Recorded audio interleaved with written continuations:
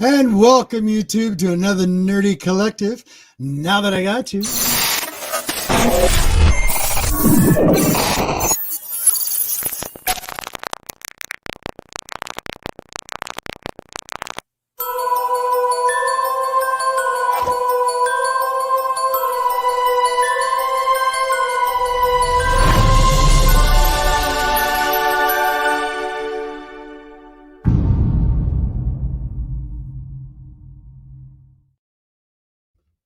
So welcome, everybody. Welcome to another Nerdy Collective on a Saturday night with the G-Spot and the Comic Book G-Spot Nerdy Collective.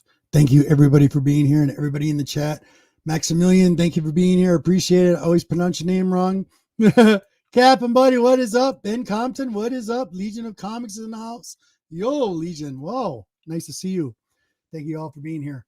So, got a lot of co-hosts coming on, and we all know my special guest that's going to be on tonight. It'll be interesting topics tonight, interesting conversation. Just remember, do your own research. You don't have to believe everything that's being said here. We're just putting it on the table and able to talk about it. That's all this is, public awareness. So with that out of the way, I got a few things I want to say to a couple of people in the community. And I want to say a big thank you, and this is one of my co-hosts that's going to be on tonight, to Smiley, Tori, and Captain. These people are like family to me. You have no idea. They're awesome people. Awesome. And I was really shocked, but also a big shout out to I'm going to say his name wrong, and I'm looking at it wrong. It's Soul Twice. That's it. Soul Twice. I got you. Anyway, he is a community comic book artist, and he does comic book covers, and he's excellent. Well, anyway, I got this AOK, and this AOK came from Tori and them, and also him as well, because apparently he was late or something, and he threw in all these extra books. And I just want to say big shout out to this guy. Thank you so much. Soul Twice, this was awesome. How did you know I like the New Mutants? Number 6, beautiful cover. Fantastic Four, awesome. Number 287, love it. Some Alpha Flight 48. This is in the same box. I'm going to show you something here. This is from the early 70s. This is a funny spoof comic. He also put this in there. It's number 2, 35 center by Modern Comics. It's E-Man. Like He-Man. It's pretty awesome. Big thank you. Also, he put in an Eternal, Captain Marvel, a Venom 27. This is all in this box. A Shredded, the Shepherd. That's what this is called. Don't know what this is, but I'm definitely going to read them. I read everything I get. Core. There we go. And X-Men Black.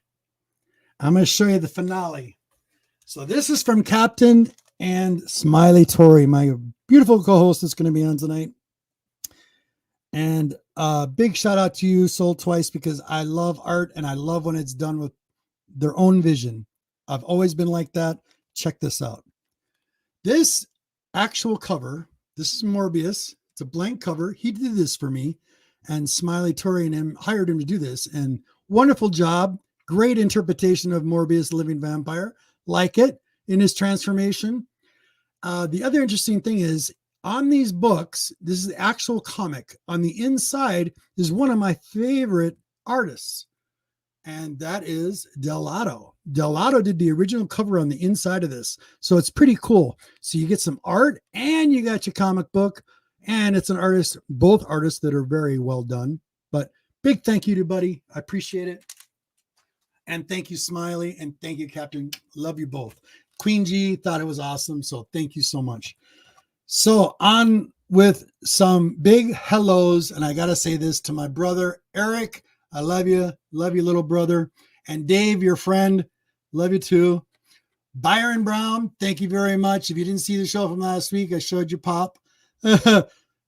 Bill and Billy and Rosie. I love you guys. Buckshot Bill is a good friend of mine. Thank you for being Sarah and Aiden and my grandson, Alex and Braxton.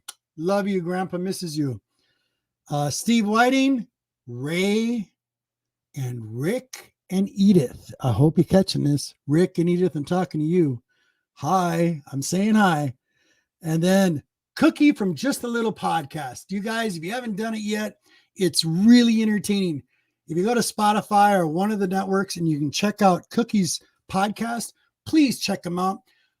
Everything I said, Cookie's links and my guests and the co-hosts are all linked down below, so you can go check them out. All their YouTube channels and everything else down in between. You can check all that out. And then a big shout out and a big thank you to John, Marvelous Comics, Jill, and Zach. Thank you so much for treating me good and making sure my stuff comes to me. He's my comic book dealer. Thank you, buddy. I appreciate it. So that out of the way, thank you very much for being here. And let's get on with the show. We had a couple people that just showed up.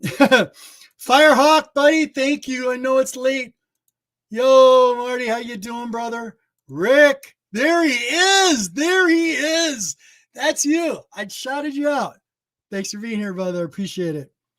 He's out fishing, probably. He's out fishing. So here we go. Let's go on. First guest for tonight.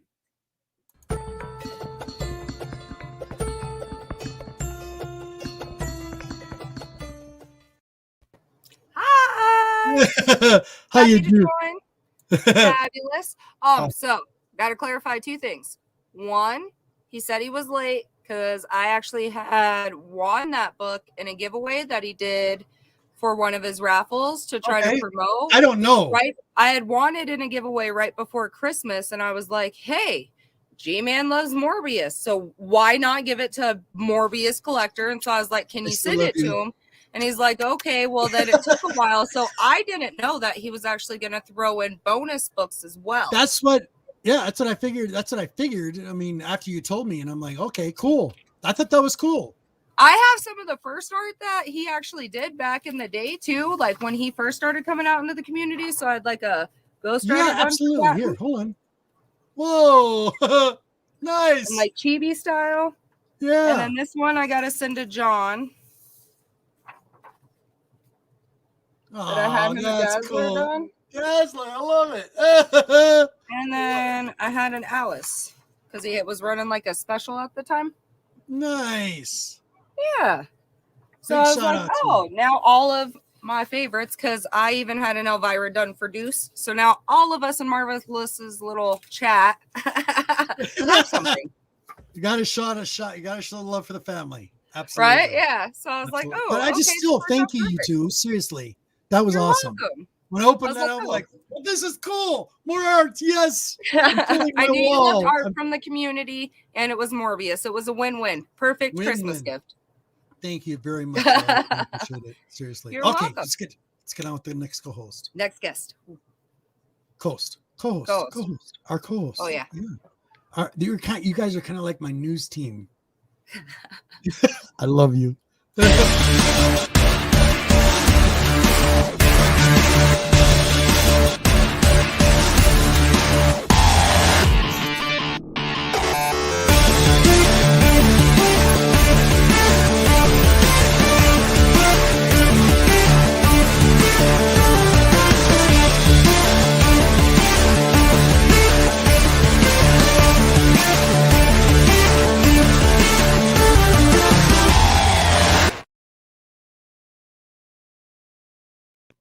What's happening, everybody?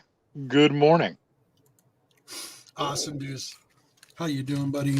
I'm all right. Doing all right. You need to give him something, Tori. Oh man. How you doing, buddy? What's new? I'm doing all right, man. Looking forward to the show. Like I said, I've had several naps today, so I'll be wide awake, I assure you. Good. I did not nap today, but that is okay. Yeah, I don't work tomorrow. I managed to get tomorrow off so I could hang out with the kids and get packed. Oh man. That's right. When are you flying? Monday.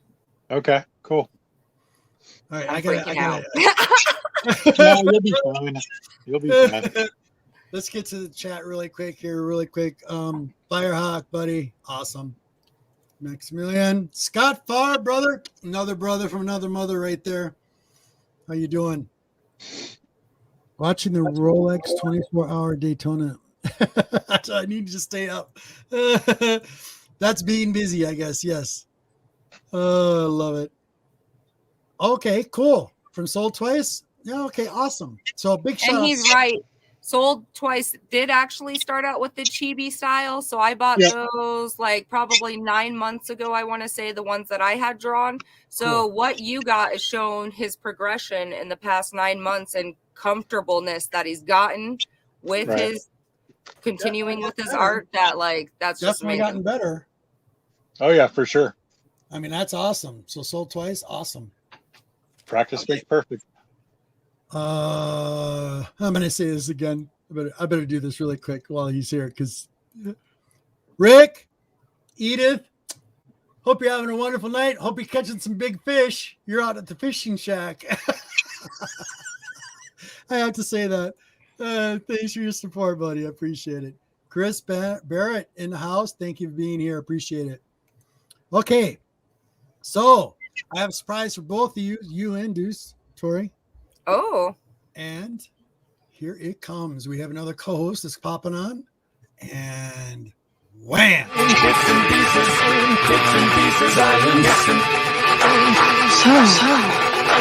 what would you little maniacs like to do first?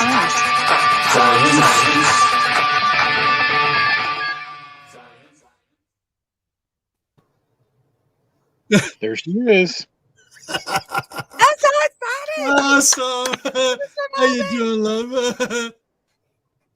Love the intro. Hey, dudes, how are you doing? Miss Kitty says hey. We're chilling. She may need to give her input on flat Earth theory because she's a big proponent of that. But she likes to. Conversation. You know it drives the G-Man nuts. That will send me over the edge. Anyway, man, thanks so much for having me. Oh, absolutely. Come on. Why wouldn't so excited. I? Hopefully we have one more coming. That's why I'm kind of stalling. Do you guys got some books you want to show tonight? What's that, sweetheart? In the chat, he's on his way home now. Oh, excellent. So we will get him. Yes. That's our co-host. They'll be coming on. So we got Monty coming in. Yay! Awesome. Yeah. I bet he's bringing the Bigfoot. Just saying. Oh, I'm sure he will. I'm sure he will. Bring all the cryptids with you. It's fine. We don't mind. No, but we actually have this Bigfoot cutout that we put up at work outside of one of the trailers, so it glows and it fucks with the campers when they're all camping and all messed up at the rally. Oh man, the other day he fell down because of the snow. I was like, I'm debating if I should go bolt him or just leave him for now. Nice. Big shout out to everybody in the chat. I really appreciate you guys all staying up to watch this. Big time.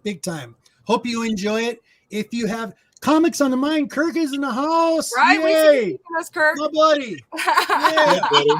Awesome. We need to catch up, Kurt. We need to catch up. Yo, buddy. Okay, cool. Why is that thing acting all weird? I'm all of a sudden getting a lot of lag for some reason. We're too much for them to handle. Yeah, it's going to be too much. I'll get the lag too sometimes.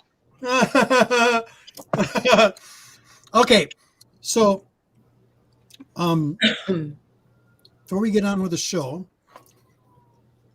do you guys have some comics or anything new that you got this week that you would like to bring to the table and show up? I would really like you to show it in the beginning here, and we can bring it up later too. But I think the conversation tonight, because of our guest that we've had on last month, he's going to probably be a regular. He'll be on like once a month. We'll just have a normal conversation, have fun with it, enjoy yourself, and please chat. If you have a question for Chris Large, our guest tonight, please post it in the chat. And if I feel it's appropriate, I will post it up on the link here on the top, and you will see it on the live screen. Very cool. I hope you like that, and I hope you actually get something out of this, like this. Here's what I call this: therapy. Go ahead, Kurt. Go ahead, honey. All good? Okay. Yeah. Therapy, or we all need therapy? No, this is therapy for everybody. And it's called bring it to the table and piece what's on your mind. Period. You know, This is called public awareness, no matter how it is. This is a forum of exchange. There you go, love. Forum. There Like, you go. Forum, yeah. a forum of exchange. Well put. Awesome. Awesome, Ray. Hey, thanks for being here. Now I know who this is. Takes me a minute because I haven't seen him on my show for a long time. Thank you, Ray. I appreciate it. Oh, Carlito. Yo, buddy. Yeah. Ah, it's been a while. I was trying to get him on as a co-host tonight, you guys, as a surprise. Carlito, you need to get your cat on as a like co-host. Carlito and his kitty. Oh. Yeah. You know what I've heard now? Do you know what I heard is a dating red flag now? It's a red flag to not be in therapy. Yeah. That's pretty funny, actually. We're all comic nerds. We can't help it. I think therapy is defined by what you need. It's not so much like actually having to pay somebody and lay on a couch. It's Just relieving some stress, just getting some stuff off your mind. You know what I'm saying? I mean, that it needs to be talked about. You can't. We've been locked up for freaking 2 years or whatever you want to call it. Therapy is really a broad. It is. Yes, it is. It's very subjective. I think I can vouch that I'm the only one that has not been consistently locked up for 2 years. I haven't either. Not even close. Yeah, I haven't been consistently locked up, but I will definitely say that like our social patterns and the way that we interact has been grossly shifted. Yes. Oh, for sure. Oh, yeah. For sure. And it's Sadly. definitely had an impact on me. It's impacted me behaviorally and mentally. Yeah, Oh, I of feel course, liar to of say it course. hasn't. Jim, I thanks. think for we'd being all here, be buddy. lying if we'd say not all of this hasn't affected us to some degree. Exactly. True. He wasn't locked up at all. Okay. Does anybody want to show some books and stuff before we continue? I mean, I'm trying to stall as much as I I can. did I don't get know a how long it'll super take. cool homage book for Christmas from Cap. I don't know if I've showed this one, but I absolutely that's all right, love love. it. oh, Queen, baby. That's cool. Yeah, the Queen Love DOT. it. Queen Rhapsody. Yeah, that's I I don't cool. know. love it. That's Yeah. nice. You know, it was the perfect like, hey, you need What's- this. I was like, you're right, I do. And then I Yeah, don't know you if do. this that? one too, but this is the one that I was complaining about in the pre-order. That I'm pretty sure I pre-ordered both covers. Oh, That That was is girl. beautiful. There was only the one in there. Yeah. So Yeah. That's on the pre-order. What, the last one? No, I didn't pre-order it through John. Show me that One again. time I don't pre-order books from John, they mess up my pre-order, so I'll probably never pre-order from somebody else. Show me that again. Show me that cover again because that was beautiful. I'll take it out so it doesn't. Poison get Ivy, Redhead, absolutely up my alley. Oh yeah, Oh, that is who did that cover? Yeah, who's on that? Natalie Sanders, Interesting. Yeah, it's Beautiful. beautiful. I believe, right? Yeah. No, Isn't she that's pretty? really pretty. Well, so I had Very bought pretty. another one that was supposed to be like the Vanity Fair cover, and she was supposed to have the green skin and stuff, Yep. and it was a purple background to go with it. Yeah. So, like, I don't know. There was something Love- fishy about that order. Really I love fishy. green and purple together. But like, Oh yeah, it was like a pretty lavender. Needless to say, when I opened the box and there was only one comic in there, I was super, super upset. I complained about it in our Marvelous chat actually for like good 30 minutes. I went on a good rant about it. I've been seeing all Thank you, kinds Mark. of I stuff appreciate about it. both CBCS and CBC just really kind of fucking it up. It's all over the Yeah. place. They're all over the place. But I'll tell you one thing: if I had to pick one or the other, the only reason, and I don't care. Here's my one opinion on that, really quick. They're both reputable grading companies. There should be no difference in price on grades. So a 988, 98 on the CBCS, 98 on the CGC. For $1,000, that book is worth $1,000. That should be worth $1,000 because it's the 98 from both of them, no matter what. Not $1,000 difference or $500 difference on the grade because it's a different company. You have to realize something. The president for CBCS used to be CGC. True. People forget that. So I look at it also as being stricter. They're actually stricter. CBCS is stricter than Yeah, CBCS is definitely stricter. And people don't like that. And I understand there's flippers and you want to make your money, and I get it. But that part, that I won't agree with. So if somebody wants to buy one of my books that's CBCS graded, and it's a Silver Surfer #1 and a Silver Surfer CGC, they're both going to be priced the same price, regardless. I get that complaint a lot. Here's my one opinion. Go ahead, buddy. I like them raw. Me too. Me too. We all like it raw. Because you don't have kids. I love you, dog. Fred. I I need your love you. slabs. That's awesome. Yeah, I was gonna That's say awesome. you're gonna But go ODB on it. Yeah, I don't blame we you. should totally talk about Martin's comment. I will agree with that.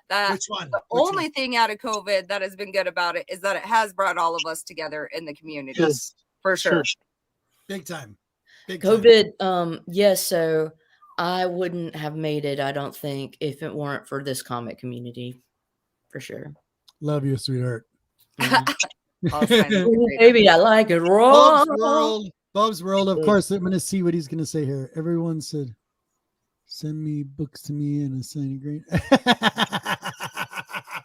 Exactly. About right. Exactly. That's He's about been right. showing some fire on his show. Oh my goodness. Some of the books, some of the artists in the community. Here's another artist, you guys. If you don't know him, Art Chemist. Oh, Just our had a chemist baby is boy. amazing. That guy's art is fantastic. Hands down. Yeah, Hands exactly. down. Love you, Art. Hi, chemist. All right, I'm trying to catch up with the chat really quick. Do you guys got more books, Caroline? I know you've got some fire coming up here. Come on, this is your time. She always has fire. It just part of her theme. The red hair, it just goes.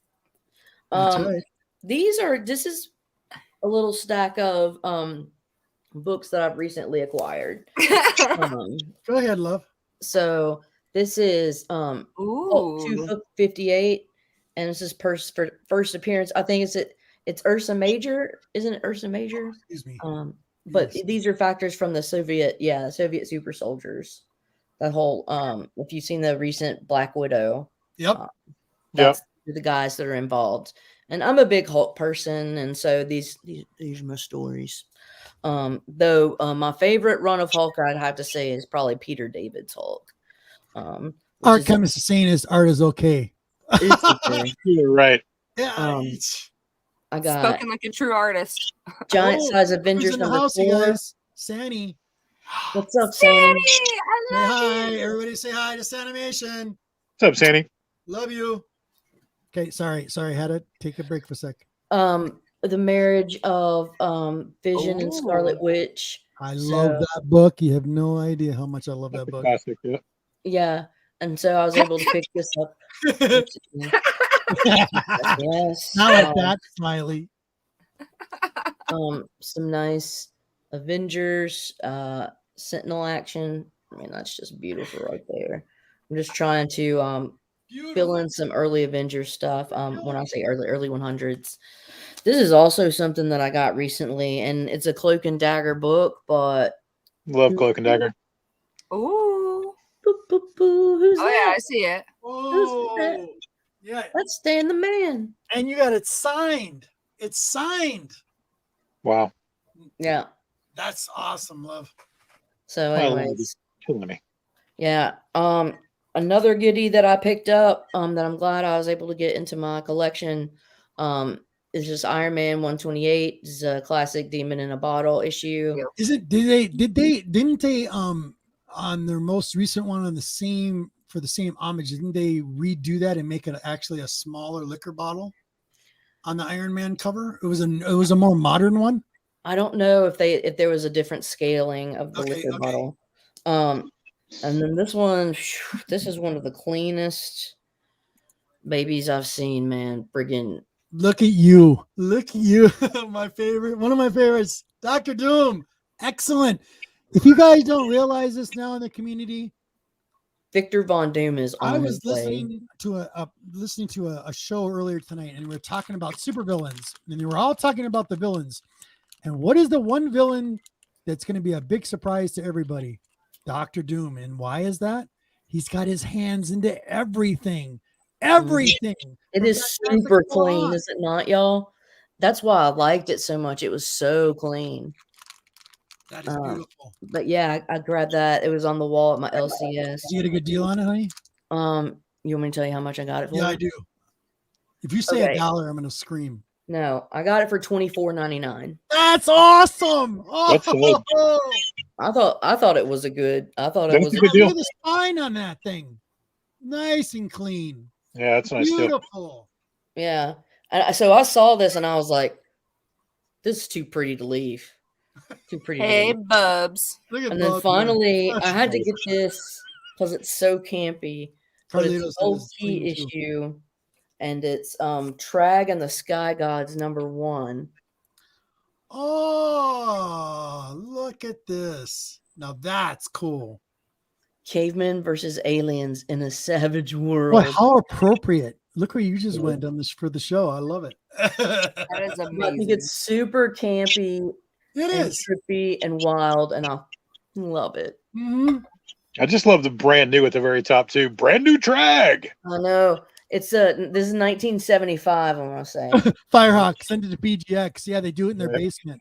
So, anyways, that's one little chunk. I can show another little chunk, but then I'll be done. Okay. This is it. Okay, love. These are ones that I'm just doing to flex.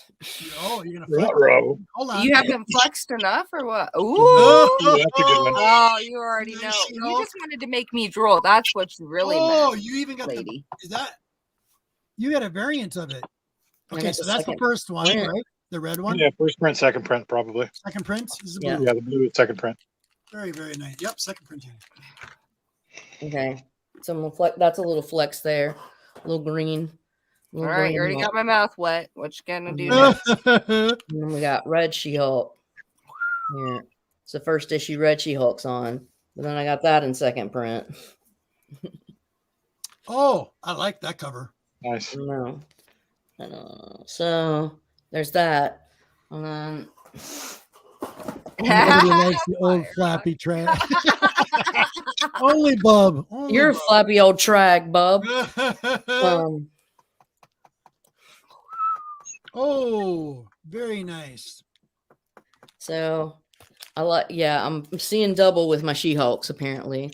And then here's some funny stuff. I have all these .1s, but I don't have the money shot one. So here's the first Sam Alexander .1. Oh, that one I like. I don't That's really even know what this all new, all different Marvel .1 exactly what the newest thing is about it. I know there's something about it, but I can't Interesting. remember. And then I know this Ooh, one. Like that. This is like the first cover appearance of America Chavez, and that's her. Chavez. Right there. America Chavez, right? Yep, that's her on the other side of Wiccan. Yep. I've got a couple of those myself. Yeah, there's that, and then finally, this just goes to show, always go through your books and don't like Always. because I went through some boxes that I hadn't been through, and then Yep. I was like, And you found some mistakes. I found this, Oh, look at that. and so, Sweet. anyways, that's my loot. That was an awesome loot. Yeah, it's too. Yo, Simple Simon, buddy, what is up? Okay. We have, hold on. All right, I can't disappoint you guys. Here we go.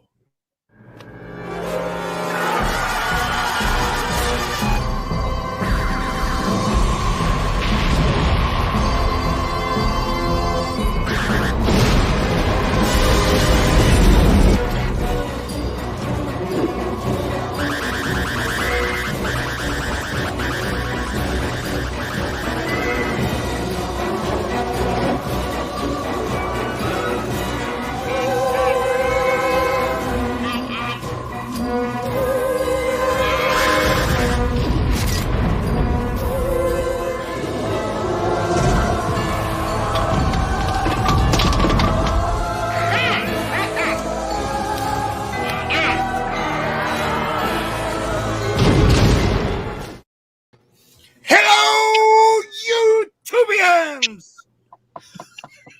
You people out there, this all-star cast that's on the Nerdy Collective, you know what ought to be playing? Wagner.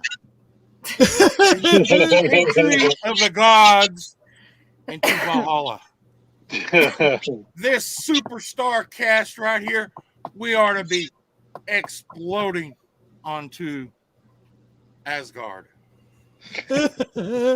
Not Flight of the Bumblebee. I just love you, Yeah. Mon. What's going on, Monty? I am doing all right. I'm finally off work, hopefully. Oh my for the god, rest of the night. you've had a long freaking night. Yeah, I'm tired. Oof. I'm not Yeah. too tired to do a show. I'll see how long I last. Okay. Trying to hang out with those That's crazies. what she said. Yeah. Okay, you I know. gotta show something really quick. So, if you guys didn't know Art Chemist, here's an example. He actually did the sticker. Big shout out Yeah, to Art. dude, that's killer. Dude, Art Chemist Silver is Surfer, stupid, my favorite. stupid Rad. talented. Art. Stupid talented. That's rad. That's Norin rad. See what I Lord did Red. there? Golden Red, yes. I knew that was coming. So, Oh, Monty, do you want to show anything really quick before we get started? I Not know really. the community loves seeing your books. I gotta didn't make 'em really. happy. Well, I don't even know what these are. These are Captain America. So let's just Look show at this. these. I Just know guess. what they're. Watch them be like golden age something. All right. Let's see what we got here. Oh, we got Captain America 113. I told you. Well, Captain now I get the America shock and awe campaign. Oof. 109. He'll kill us all right now. He's killing us all right now. You really I mean, like no big deal. Captain His America face. Whoa. 110. This is excuse my name of saying, I hope I don't hurt his feelings. This is Stanko. All right. Captain America 160. Tony Stank. Yep. And these are in immaculate condition, man. These are Yeah. Rub it in. Rub it in. Those were sealed for how many years this round? Captain America 167. That hat looks like A-Force, but I know it's Avengers. But I think I like to think of it as A-Force because I see you as a big supporter of A-Force. Hey, I like women. Yes, I do. I know you 127. do.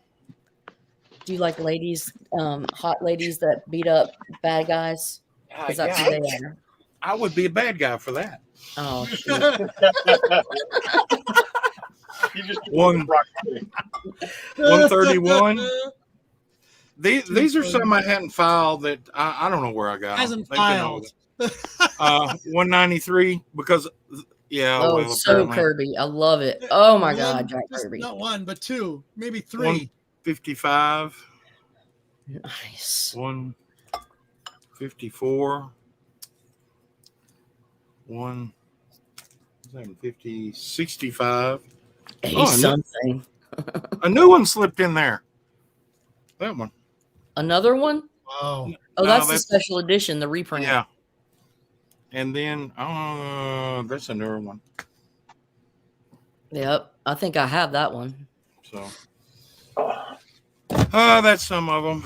Like I said, I got a whole box. Look at it, it's here. just like, oh, it's just some of them. Like, no big I deal. got some old- she was showing Daredevils a while ago. Let me pull these out. I like these. See, I like the Daredevil 121s. Hey, I have that one. Hydra. Love the Hydra. 106, I don't have that. 73. Nice. Do you know Dope Comics? Who? Dope Comics. No, I don't. Why is that so familiar? I He's, do uh, on Instagram. Yeah, Right. he's on IG. He's a cool dude. He's from Nashville, and so he's a big DD guy. He's got a I lot am of really too. cool DD. Number I'm 60. also a big Daredevil fan, but I don't have any this far back, I don't think. He sent me some pictures. He bought our store out, just got a new collection in, and he When bought. did the good books come out? Firehawk is saying. Yeah. Go home, Firehawk. No turtles in here, bro. There's no turtles. Beautiful. And that's, like I said, these are some of the ones that's been sitting here. That a lot of these are doubles, I know, because I got a full run of Daredevil and, Oh my and a God. full run of Captain America. I'm coming to see you, Monty. I'm just saying. Oh, cool! I didn't know I had these. Uh-oh. Wow. I think I showed these before, but I'll show these real quick. Bub. Oh my goodness. I love this run, Black Goliath. Oh yeah. Number 5. Yeah. Number 4. Number 2. Nice. Oh, I didn't know I had that one in there. Number 1 and Black Panther number 1. Look at this. Wow. Then Look I at the kept condition. All right, yeah. He's just gonna keep going. Okay, Monty, absolutely gorgeous. I got that one. You better get the guest in here. Look at the before you spine talk on to me. that. I know. Look how clean it is. I It's like know. he like, pulled it off It the is rack. beautiful. It did come off the rack. See, told you. One of them did. I don't know which one didn't, but one of them Oh, did. that's a great one. So, anyway, that's it. That's all I got right here next to me. One day I'll file them. I mean, they're all right. Yeah. Seriously. Oh, I didn't know I had that. There's a cool one. I didn't know I had. Wait. Oh, Oh, that's pretty. 114. Okay. I'm That trying to one's- find a 110. That one's got. And I bet There's also a couple kicks. a little bit on the staple there, but that's Yeah. okay. That's all good. the 15 center. I know, right? Yeah, who cares? They got a lot of life in them. My spine isn't that straight. Mine either right Do we now. have a guest? Mine's killing me. What's that, love? Do we have a guest for all these co-hosts to have fun with? Yes, we do. Has he been waiting back there the whole time? Yeah, I'm That's what I getting was there. saying. I was like, dude, you want us to bring the guests on? Yes, Oh my right now, gosh. please. Why didn't you tell me? I would have stopped like I 20 minutes was ago. trying. I don't want. Oh, I'm sorry. All right. I'll just be the a-hole that's just like, Okay. hey. Without further ado, everybody out there, here we go. My good buddy, and here we go.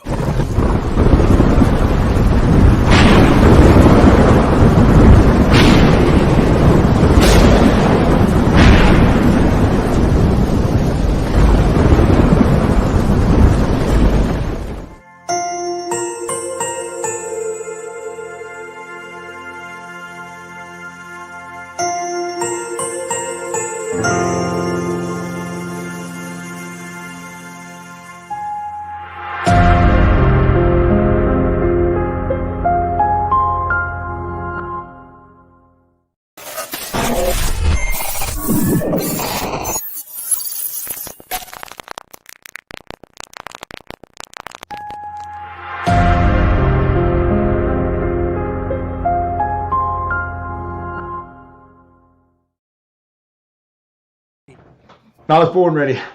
All right, sir. Here we go.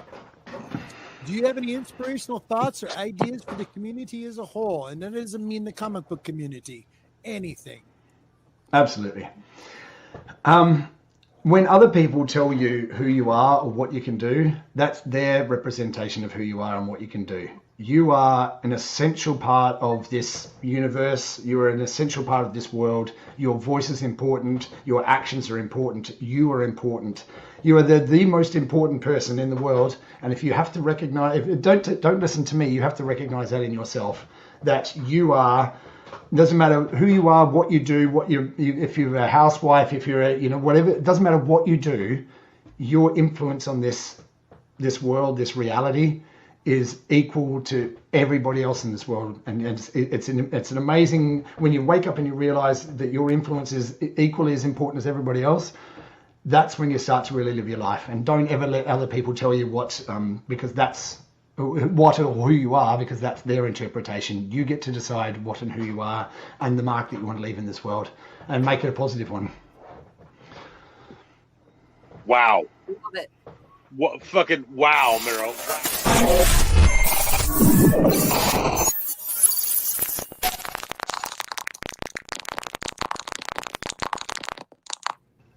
Okay, I feel like Marty McFly. I just where's Doc Brown? Where the fuck is Doc Brown? Is the clock tower around here somewhere? What just happened? Welcome, buddy. How you doing? Welcome back. Good morning, good evening, good afternoon, everybody. Wherever you are in the world, hello, welcome. It's great to be here. Thank you so much for having me. You're awesome. Good to have you back, Chris. I'm confused. Yeah, I'll bet. Some I thought I was doing Right a warp and there. I ended up at the end of the show. I was like, what the heck? How did I get here? Is it over already? I bet it confused me for a moment. That was from our last time. That was during my birthday weekend, and Krista came on that show. And that was the Q&A. So tonight's not a Q&A, everybody. The Q&A will be for the community out there. If they've got a question they'd like to ask Chris, I don't care what it is. You can ask it in the chat. I'll post it on the thing. But basically, we're all just going to sit here and talk about whatever we want to talk about. What's going on in the world. Talk about aliens. Talk about whatever you want. Okay? Keep it peaceful. Relieve yourself of stress. That's all right. Breathe. 10 moments, okay? All right. Oh, Monty, I love you, buddy. Okay, so welcome back, Chris. Thank you so much for having me. I really appreciate it. It's wonderful to be here. Absolutely. And by the way, if you guys didn't know, I inspired him so much. His wife got inspired. Stand up for a moment. Look what that says. My Christmas present from my wife and the kids. It was wonderful. Those are always awesome. That's really kind of her, man. That's really thoughtful. Yeah. I have an incredible life. I do. Yeah, it's I'm so fortunate to have the people around me that I have, to live where I live. I mean, I'm incredibly fortunate. It's not always easy, but if you have good people around you that can lift you up, it helps you stay on the road that you need to be on.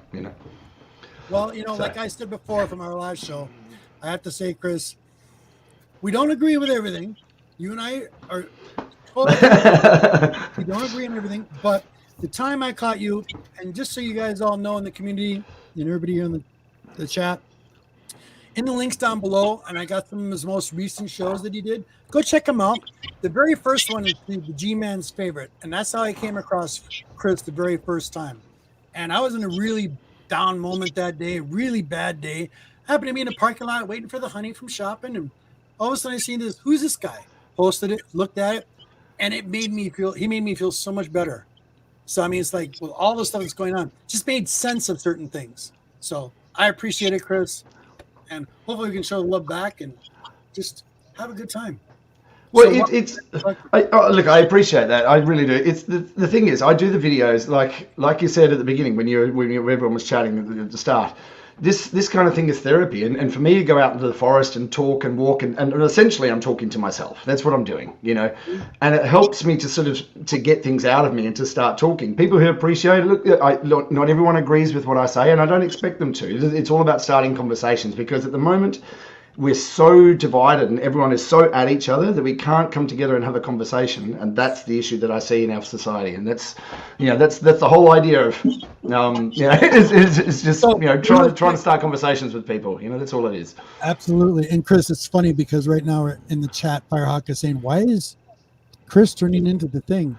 I know. Full of bricks. I know. I don't know what it is. Yeah. I think it's another brick in the wall, That's how I feel sometimes. So I will try to be as quiet as possible. My co-host tonight, if you have any questions or you'd like to talk about something that's on your mind, please, this is the time. And please, you guys in the chat tonight, if you got a question for Chris, pump it out. Go ahead, guys. It's your ball. Corey? Ladies first. Aliens, whatever you want. Ladies first. Why am I? Can I throw something in before we get started? Yes. You also had something you wanted to say on this show, so you go ahead. Yeah, you can jump in as well, man. I do. I'm not gonna announce that till later. We'll get to that to near the end. But Monty, I know that you're a big aliens man. So I have an interview with the NASA engineer Michael on the 6th. We've booked it on the 6th, so we're going to be talking about aliens and alien technology and compartmentalization. So that's going to be an interesting chat. So Michael's a great guy, really, really smart. You've been working for NASA for 30 years. What he brings to the conversation is amazing. We don't agree on everything, like the G-Man says. We don't have to agree on everything, but that's the whole point. We come at the conversation and we have some fun with it. That's the whole point. So the alien conversation is happening on the 6th. So you got to ask him about the missing canisters of film footage on the moon. Well, there's another thing as well, because last time we spoke, he spoke about the trajectory of how we got around to go to the moon, how we got around I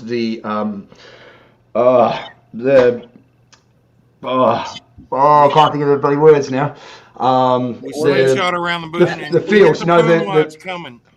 No, the field, the electromagnetic field. What's it called? The belts. Van Allen belts. Van Allen belts. Okay, so he's basically said that the way that they did it was they went over the top of it. It's like a donut, and he said they went over the top of it. But yet, there was a guy who was doing a documentary a few years ago. I watched it, and he went to NASA and asked for the telemetry reports of how they went to the moon. And NASA said, we don't have those anymore, and even if we did, we don't have the equipment to play them on, so we couldn't show you anyway.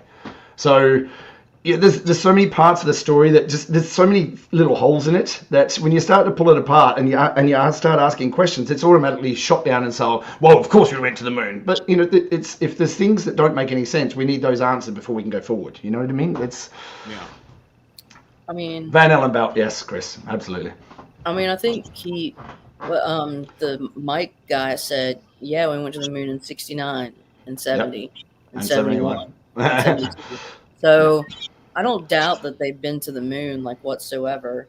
But I just think that maybe if there were more, if there were ways to translate that kind of science and information in a more like layman's terms to try and help people understand like that this is possible, it makes it less of a mystery. And I think that why I like having ambassadors like Carl Sagan and Neil deGrasse Tyson, people that can break it down into manageable chunks and say, hey, this is how it works, but in very like basic terms. But I don't doubt that we've been to the moon whatsoever. But at the same time, like, I feel like there's a convincing body of evidence that would support that. Yep. That's the thing, is that we can't even have those conversations though, because it's like the flat earth thing. Like we all know that the earth's not flat, right? We all know that the earth's not flat. But, and I'm saying a big but because I like big buts. I've never deny that. I've never been to space. I've never been to space. I've never seen the world as a round thing with my own eyes, and I'm being asked to trust somebody else's experience, and that's the biggest problem we have. We're all being told to trust somebody else's experience, but that's the hard part for some of us to trust somebody else's experience when we've been lied to so consistently for so long. About a lot of things. Well, the whole time you're taught that life is about living the experiences yourself. Well, if you're hindering me from experiencing certain things in life, then how am I getting the full quality of life that I am allowed to have? If the Earth was flat, William Shatner would have told us. Oh, he's been there. I watched that. Well, my thing is this though. I was waiting for that to come out of my as many flights as I've been on, from here to there, or even across country. When you get to a certain altitude, like you're cruising at 30,000 feet. I mean, like you can still tell. I mean, not that you really can see have like a full spectrum out of an airplane window, but you can still kind of see that, there's only so far you can see until it kind of drops off. And you know that there's no way that if it was all flat, I mean, okay, if you've been to Kansas before, the state is so flat, you can nearly skip a rock across it as if it was a pond, if it was water, right? Yep. And if you get even a low altitude above Kansas, you can see everything because it's so flat, right? Mm-hmm. But you get to a certain point in altitude, even on an airplane, I don't feel like you could ever, even your horizon points, where the sun sets and the sun rises. I don't feel like, I don't understand. I've never understood the flat Earth thing. I just don't. It just doesn't. It's so easily disproven because this is all you need. Well, just to see the stars move. When you see the stars move, you need two different points. You need images of the Earth from two different points in space. Right. Yeah, but how do you trust those images? That's the point. How do you trust those images? How do you trust those images? Well, you basically try it. You get the names of what NASA satellites are out there, and you learn how they work. You can go to nasa.gov and they talk to you about those things. Yes, but my point is, how do you trust the image? The thing is, we all know that images Okay, and video can be manipulated. We all know it. Okay, Oh, I'm yeah. gonna We go all this we all way. know it. So how do you trust? How do you know volcanoes are real? How do you know that lava's real? I've been there, I've seen it. You've never touched it. How can I Touched. trust you? I've never No, touched. no. I can't trust Well, you. That's I know- exactly right. I don't expect anyone to trust a word that I say. Nothing. And how I don't can you expect prove- a single word to How be could you- that you out, can't comes out of prove me that to be there's trusted. not- You can't prove that there's not a unicorn in my trunk. Absolutely. Prove it. Not until I get You got a You can't prove that unicorn? there's not. You can't prove Absolutely. that. No, of course So not. these are fallible, I think, ways of thinking. I think that they're that's like fallible logic is what I'm saying. Well, No, of course. Look, the point I make about all this is that it's a trust issue, and in the last 2 years, especially, where we're talking about trusting government organisations and anything, has taught us that we have to be very sceptical about everything we're being told because we've been lied to for generations. Yeah, About well, everything. there's- And I'm not trying to say, look, I'm not trying to say that we're not in space. I'm not trying to say that it's flat. Look, all I'm trying to say is everything that we've been told, I question everything. I don't accept anything as fact. Nothing. I think that that's healthy. I Yeah. think I that agree. that's one maintains a healthy way of Right. life. Right. If Right. like you have to. You know, I agree with you, Chris. I don't trust the government either. The thing is we have to differentiate but the government, quote unquote, and science. And But science. But then if you start talking about science, and this is a key thing as well, especially with science in the last 2 years, what we've noticed and what we've found with science is science gets funded by the people who want to prove their science. So you have the drug companies are funding the science to prove their drug works. So there's no independent. This is the problem with the whole, and what we've seen with peer review as well has been manipulated as well. So How? this is the problem. Yes, how? how has If we, peer review been manipulated? okay, so if we go and have a look at the Lancet article that they published about hydroxychloroquine and hydroxychloroquine having a negative effect on hearts in 90,000 people, all that science was skewed. Every single bit of it, they had to retract it because it was skewed. But So that sounds like peer reviewed works, because if it's peer reviewed and it's bunk science, then it got the boot. So that Well, means that worked. what, in that instance, yes, but there's plenty of others that are being questioned as we speak. This is the problem I have. You have I specific don't accept anything. I don't accept anything as being true, and this is if we have to be very skeptical of everything that we're hearing, especially if the last 2 years has taught us nothing. We have to be skeptical of everything, and we should use scientific method for everything. And you have to agree that we haven't been using scientific method for anything in the last 2 years. Nothing. No, I can't agree that we haven't been using the scientific method for anything in the past 2 years. That's ridiculous. Okay. I work in science. I use the scientific method. So automatically that statement, you can't be blanketing. Okay. What the thing is that I think people question how do different labs or researchers get their money? Research. So I work in academic research, and basically the government has this huge pot of money, the NIH, and Run by Anthony Fauci, right? That guy. Fauci is part of his funding is from the NIH, but I don't think that he holds a position in there, but he may. I know Francis Collins just stepped down as head of the NIH, but every lab in academia, how do you think that they get that money? Because it's not just doled out. No, it's not. They have to submit grants, and they have to say, I would use X amount of money for X amount of things or this type of science, and you have to show that it would have this much impact on humanity. And you get funded based on how well it would impact like humans.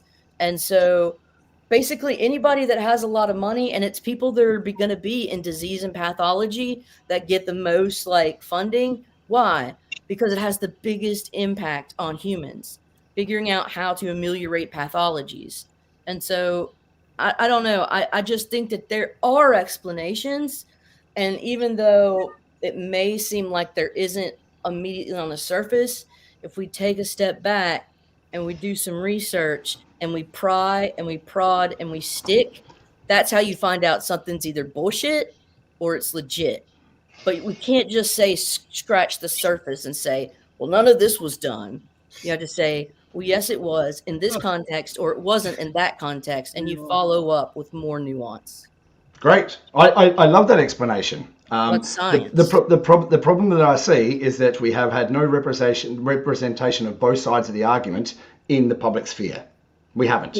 What with science? We've only had one side of the story, which is this is the way it's going to be done, and that's the way it's going to be done. And there's been no other input. And anybody who opposes that viewpoint, scientists who oppose that viewpoint, have not been heard in the mainstream because there's a narrative that they want to run, and that's the narrative. And as soon as you start to talk about anything other than like a treatment protocol, for instance, then that's instantly vilified. Also, we've had. So I'd like to reply to that. The number of scientists that agree to, say vaccines are valid are significantly larger than the scientists that disagree. They're actually a very small minority. So to try and say they deserve an equal playing field would be to say that, you know what, so the inventor of the technology doesn't deserve an equal playing field with somebody who's that's the point I'm trying to get at. You've got Robert Malone, you've got I'm saying McCullough. These people are experts in their field. The opinions of the small minority should not dictate that they are given. So the majority rules then. That's how we're going to run the whole. The majority rules. Consensus. Science is consensus. That's peer review. Yes. Okay. All right. So science is consensus, right? Based on evidence. Okay. So who changes the world in the scientific field? The people that all think the same, or the people that think different? The people that prove nuance and little, because we get better and better and better. We improve little by little by little. So just because we don't know something now doesn't mean that we're not going to know it soon. And so as we move through time, as we function through time, we make slight modifications and improvements. That's how all sciences worked. Okay. So all right. If we go down the science route for a completely different subject, and we're going to go back to the aliens and this whole space thing. I think there's a possibility of aliens.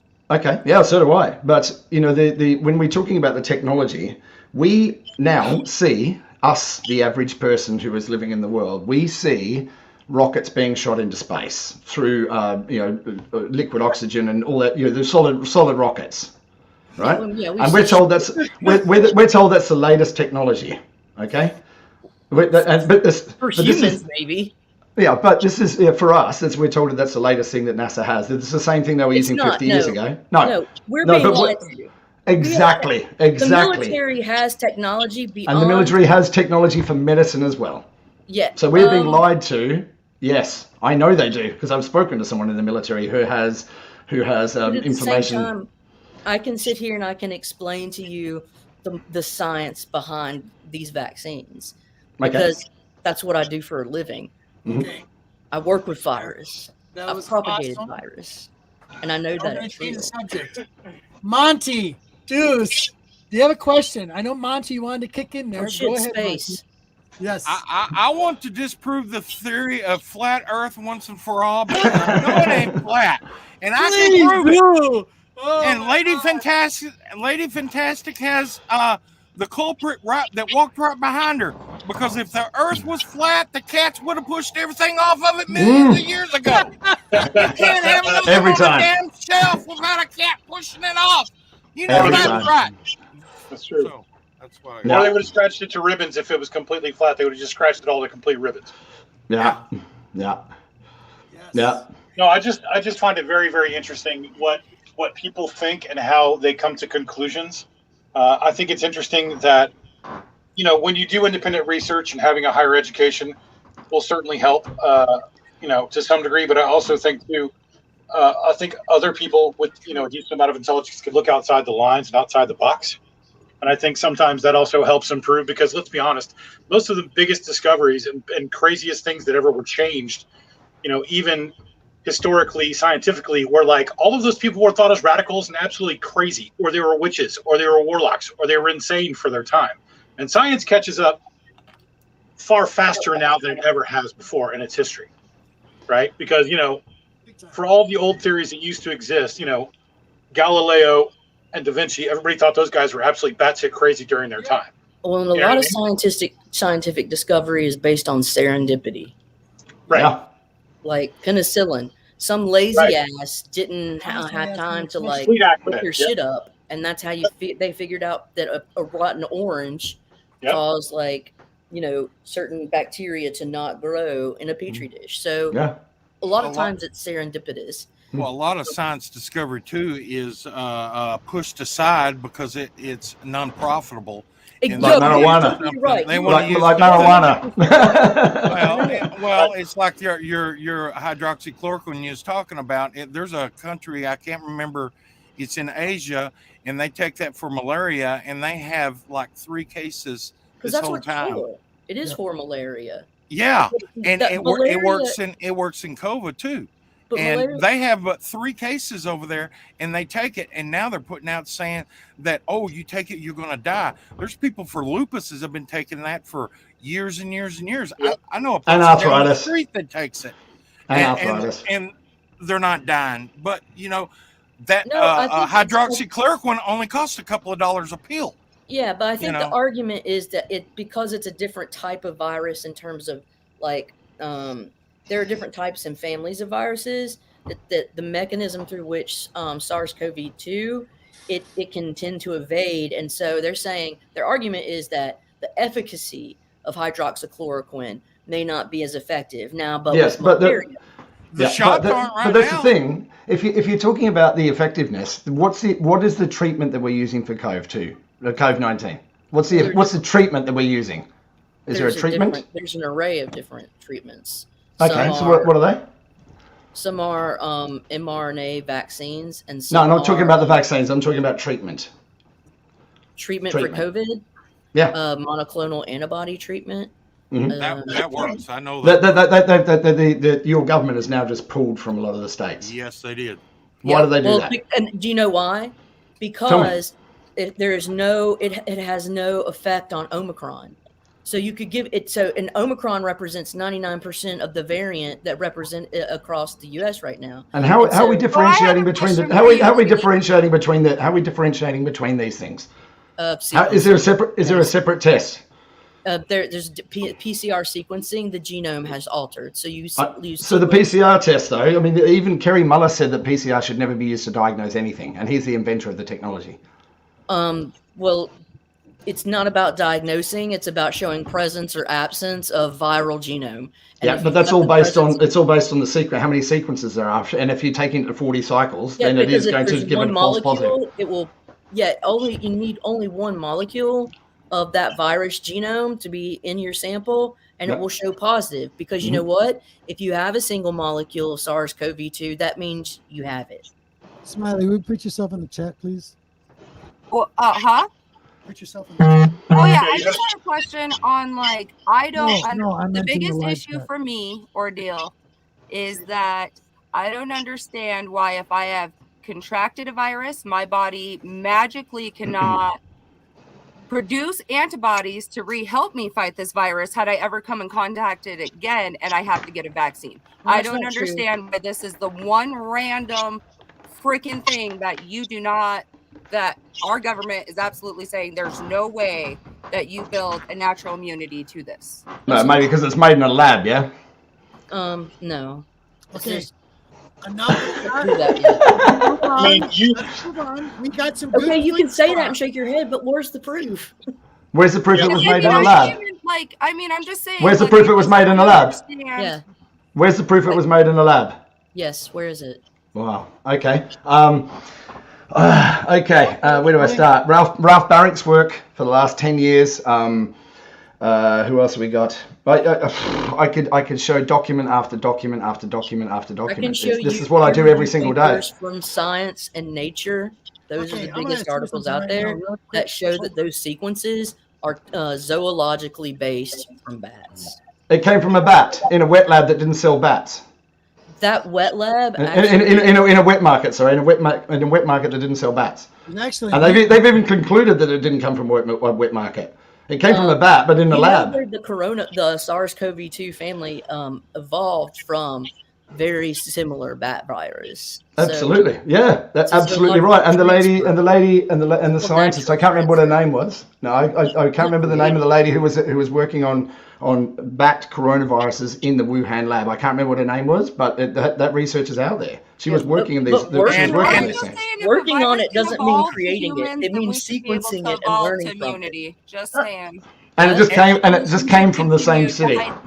And anthrax come from dead animals, where it started to come from too. The bat sequences, the sequence from those bat species are generated from, if you find there's a cave in Wuhan, and those bat caves, that's where that virus, it's local to that. So that means the region of its evolution, its early evolution, or it originated in Wuhan, but it spread.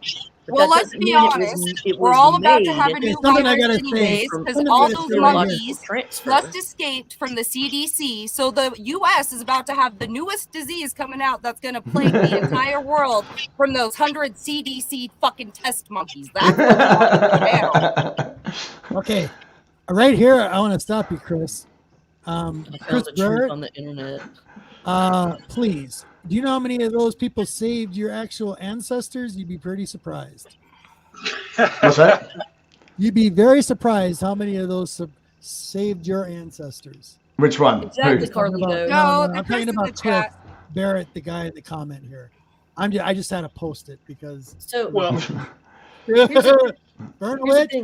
When you get a virus, you do develop antibodies against it. And they're called neutralizing antibodies. The thing is that they're general across the whole thing, and so that tends to be weaker.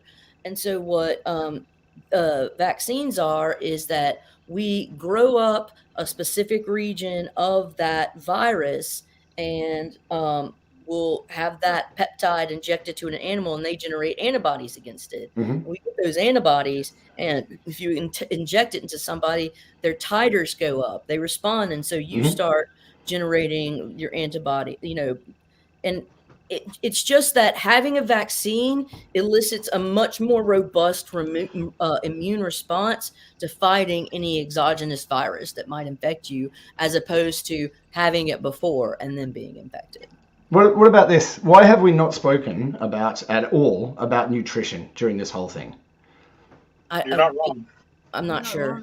Vitamin D, we can all agree that vitamin D is essential for, maintaining a healthy immune system, so that if you do come into contact with something, you are less likely. But no one, and I mean no TV personality, has mentioned vitamin D. Vitamin C, getting outside and getting some sunshine and interacting with people, it's all been isolate. Stay away from everybody and keep away. There's been no discussion about nutrition whatsoever, and nutrition is so essential for every single aspect of how we work. And if we think that the only way that we can be well is with an outside pharmaceutical, yes, pharmaceuticals have played a wonderful part in our life, and we need them, and that's great. And I'm not trying to bag the drug industry at all, but we all need to recognize how important our own immune health is to ourselves and keeping us healthy. If we do get sick, if we have a strong immune system, we're less likely to get really sick. That we're going to need hospitalization. Okay, so then now I'd like to say, why didn't we do vitamin D with smallpox? Because it had. Should we go backwards in time with the vaccinations back then? What about measles or the flu? Have people come on during outbreaks of those and said, "Hey, you guys focus on your zinc and your vitamin D." They're anecdotal, but what do they say? They say get flu shots, or they give you Tamiflu, or there are specific vaccines. So I would say the reason why it hasn't been talked about is because generally the treatments that we have towards viruses or diseases tend to be a little more specific than just vitamin supplements. No, all I'm saying, look, I'm not saying that we need to start talking about only vitamins for the treatment of things. I'm saying that people should have. Processed foods are so shitty for you. It's rubbish. It's rubbish. I agree with you, but we need to start injecting into the conversation.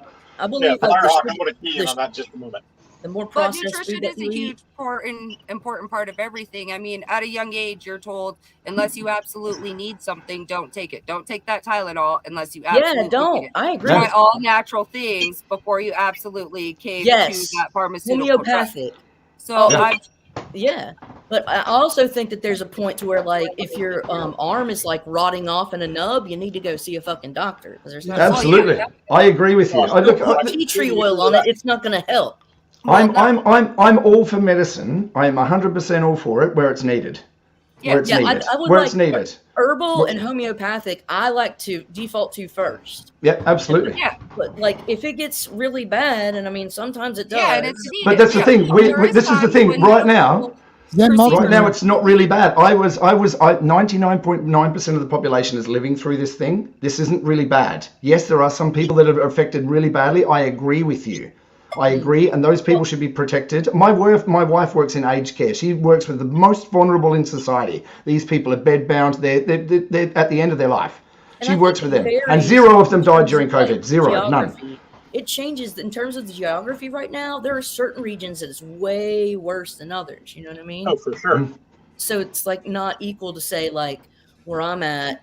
I'm loving right here what this comment is. Zen Multiverse just posted this. So true. Why haven't we mentioned nutrition? Because it won't bring money to the big pharma. Well, if they feed us shit, then they can get money from us later from the farm. Exactly. That's the other, I was going to say nutrition too. That's the other thing. Well, and then they have more people in the poor class because they're putting that many more farmers out of business by us not doing nutrition. And that's the scary thing is this. The scary thing is this. If you shop in a grocery store, what you do is you shop all of the outside aisles. You don't go in the middle at all. Yes. If you shop anywhere in the middle, it's all processed garbage. It's all crap.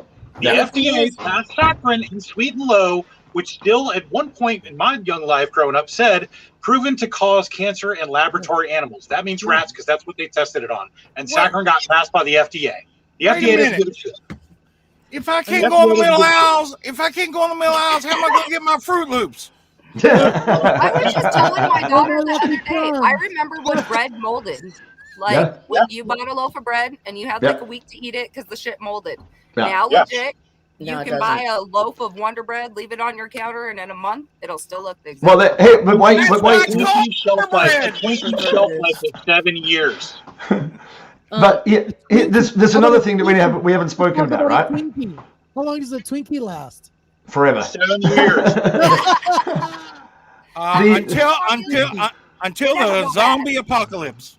It is the thing is, we all know, I did a video about it before, our air has been poisoned, our food has been poisoned, our water has been poisoned, and then they sell us the cures. It's called the Hegelian dialectic. Create the problem, we react, oh don't worry, we've got the solution, stick this in you. You know, if the only place we can get health from is from the pharmaceutical companies, then I don't want it. I'd rather be dead. I'm sorry. Yeah. I don't want to play that game. The medical field is not only and when I'm being forced into a decision, this is the thing. In the last few days, I have been so livid, like insanely angry, because my family are in Australia. They are getting, abuse. They are losing their jobs, and the people around them are abusing for a decision that is to do with their health. That's not right. The way that the world is reacting, it is so responsive. Everyone's fighting with each other, and we're not looking at the real problem, which is the people who are trying to make us fight with each other. Can I say there's two things? So one thing is, here's the thing: people in the United States most of people are poor, okay? And most really good foods that are good for you are expensive. Yeah. And the food that most poor people subsist on is high fructose corn syrup. Which goes straight to your liver. It's rubbish. Yeah, and you just like fucking, no wonder people are getting cancer and all this stuff so early. The system designed to kill us, but all of us are mad at each other instead of the system designed to kill us. That's where we keep fucking up. Exactly. Yeah, we're mad at people. Yeah, we're not mad at the people on top. But I would also now the second thing that I'm going to say is regarding to your loved one's decision regarding their personal health, which I'm assuming is to get vaccinated or not vaccinated. Exactly. But if you're being forced, the thing is, the Nuremberg Code was very, very clear. We're still in American medical experiment with this thing, right? The Nuremberg Code was very, very clear. You cannot be forced or coerced into an experiment. But what's happening in Australia, people being forced and coerced into a medical experiment, it's not right. You know, if people want to take part in it and they want to do it because they think it's doing the good and do them good, then great, go ahead and do it. I don't mind. I've got no qualms with people wanting to do something for themselves. But don't force me to do something that I don't want to do. I never will. Can I ask you a question? Absolutely. You have kids in school? I do. Yep. We homeschool. Okay. But have you gotten your kid vaccinated? No, not normal one. Childhood shots? Nothing at all. Nothing at all. So I think when your children go to school, I'm not sure if the rules are different in England or Australia or wherever you're at right now. They are different. I don't have to do anything. Yeah. So because in America, public schools will require like a certain amount of vaccinations. Of course. Not here they don't. Not here they don't. Whereas well, he's talking a certain amount of vaccinations, like you got to have measles, mumps, like that. Exactly. Your MMR, those are vaccinations. MMRs, yeah, those are There's still nothing vaccinations. different. So I just don't understand why is the COVID thing so like when it's like, you know, when you go to college or when you go to school. Because you see people actively dying from heart fucking problems all the time. That is actually there's shows that with the there's vaccine. a higher occurrence of myocardial infarction in people that don't get vaccinated in COVID than I think we need to have a look at that data again. I think we need to reread that data. You know, getting into that, we were told when Trump was in office, Trump told us to take the vaccine. And Biden and Harris were sitting there saying, I wouldn't do anything. I will never take it. Yeah. And then when Trump got out of office, Biden and Harris turned around and said, take it. So when Trump was in office, he said, don't take it. Then when he got in office, he said, take it. Well, do you know what I do? A lot of people. I don't, hold on, this is what I do. I don't get my scientific information from a politician. Well, you know, your scientific information. But there's spreading false narrative. You shouldn't be The getting anything politicization from of all science the is politicians. dangerous and detrimental to our democracy. Politicization of science is dangerous, and I you agree. need to watch out. I agree. And that's what they're trying to do. Facts are facts. I agree with you 100%. And it's the politicization of the science behind the science as well. This is the problem. Well, and again, also the media push that politicization creates in its own time when it feels like. Of course it does. Yep. The Al media Gore is there. wants to know if there's pyramids on Mars. Al Gore. Al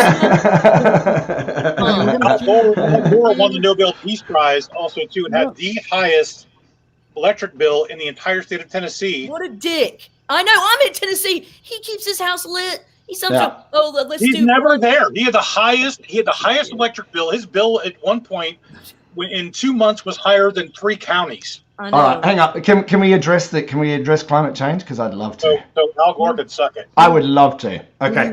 Who do you want to? No, this isn't Al Gore. This is Al Gore. Al Gore. Al Gore. You know.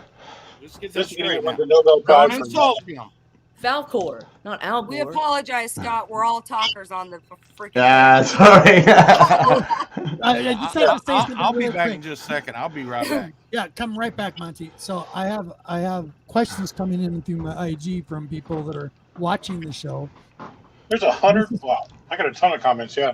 Yeah, this is from a military man in the community, and he says, "I'm sorry, Yeah. brother. I'm sorry. What's that?" No, nothing. Go ahead. Says, "I'm sorry. Let me see. It says that he has a lot of knowledge of the virus waxing, creating multiple nations funded by many underground facilities.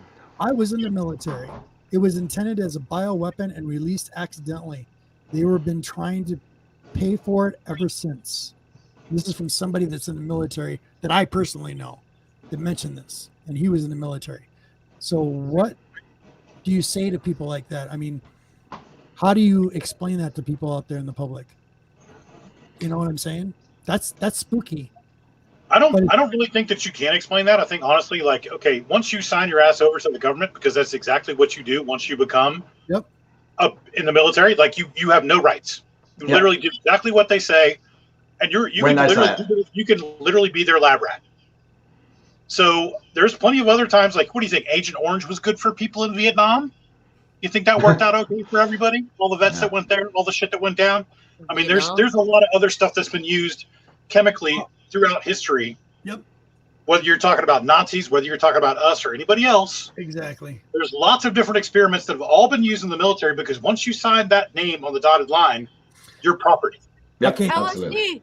LSD. So I mean, let's just be honest. I mean, like, so if you don't think that experiments have not happened with military personnel globally, you're an idiot. Happens all the Every time. government has shit on their hands. Yeah. Oh, I know. Every single one. Dirty and sketchy as any other one. It's exactly. What Not we just need to us. realize is that ultimately they're all one government working as different branches of government, but they're all ultimately just one controlling the big fucking puppet show.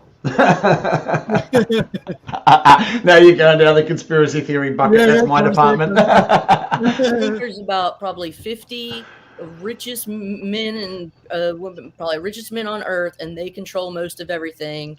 And you're not wrong. That's about it. Yeah, I agree with you 100%. Look, this is the thing. I want you to understand. I agree with you. I 100% agree with you that science needs to be separate. You know, government should defer to scientists. Just Science like should be religion completely separate. It's that science now is religion, because if you disagree with anything that they say, it is you're a heretic. Here's the You thing.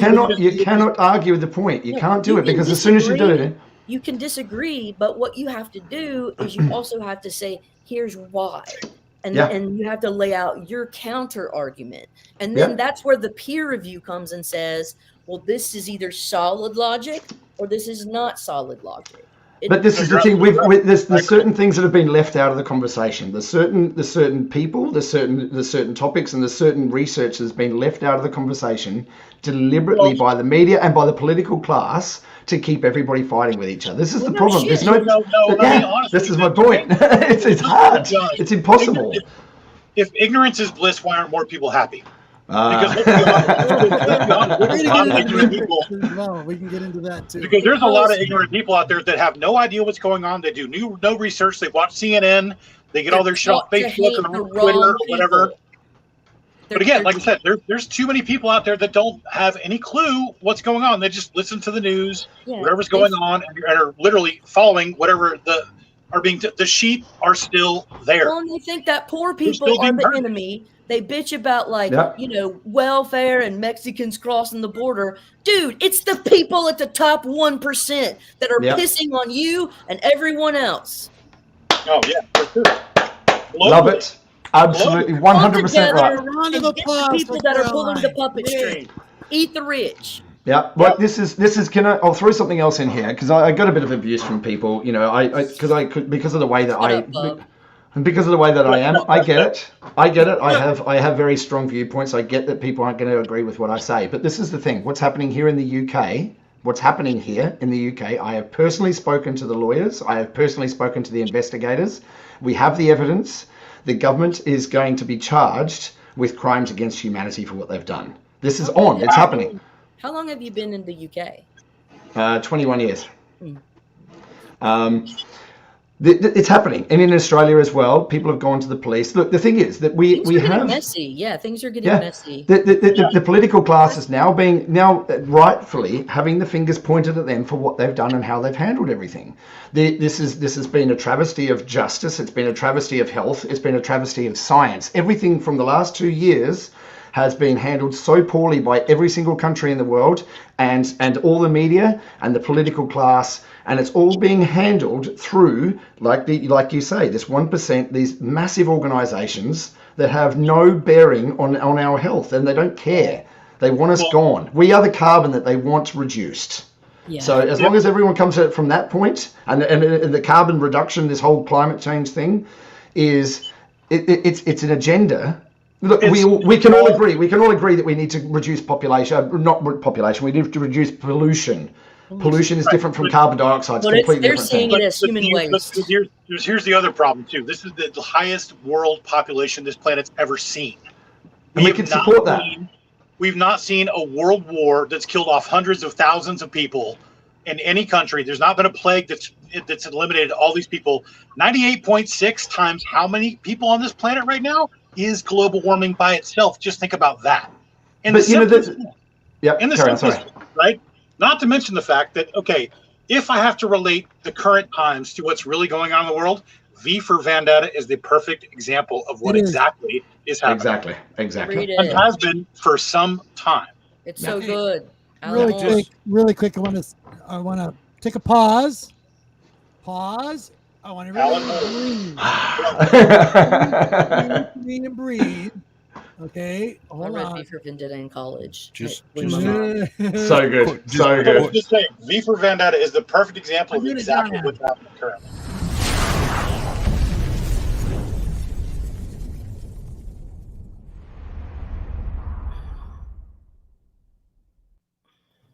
Okay, just a quick reference. Lady Fantastic Etheridge, great Crocus reference. Chris, I put you on timeout for a good reason, so please don't put that back in the chat again, or I'm going to kick you. Thank you very much. Then, Chris Bennett. Oh.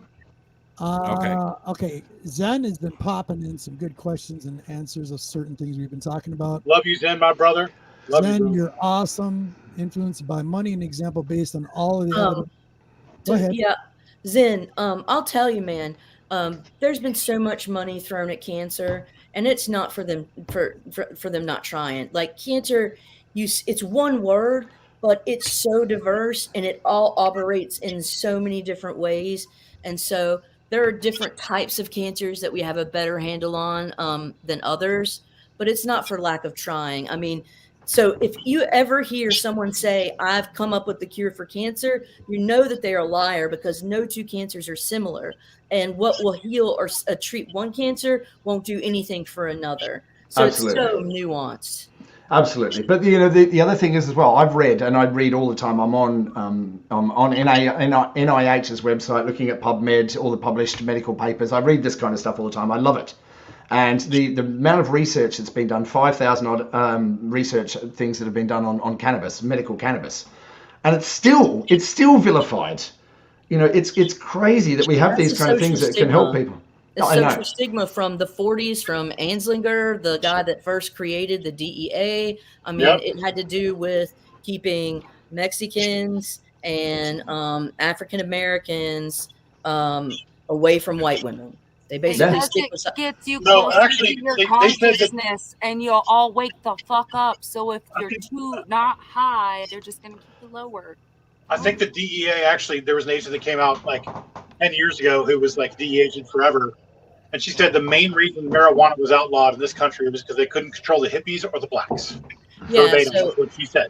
There weren't hippies in the 40s, but that's when Anslinger came about, and it was in the late 50s, early 60s. Yeah, so the Latin American population and the African American population by white America was deemed as other and a threat, and so they didn't want those guys being around their females, and that was something that their subculture did, and so it's a way to get them into jail easy and get them off of the streets.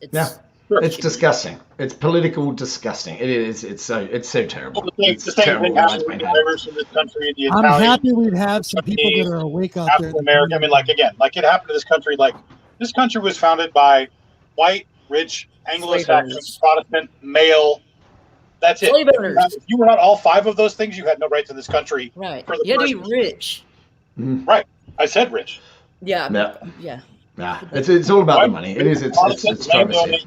Males. But the thing is that Thomas Jefferson, while being all of those things, still recognized that it wasn't necessarily all of it right.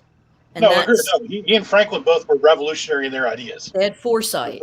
And so that they recognized it could change, even though they weren't going to change, because they actually predicted that this system of government would fail if not amended within 30, 40 years. They were on point. They got that right.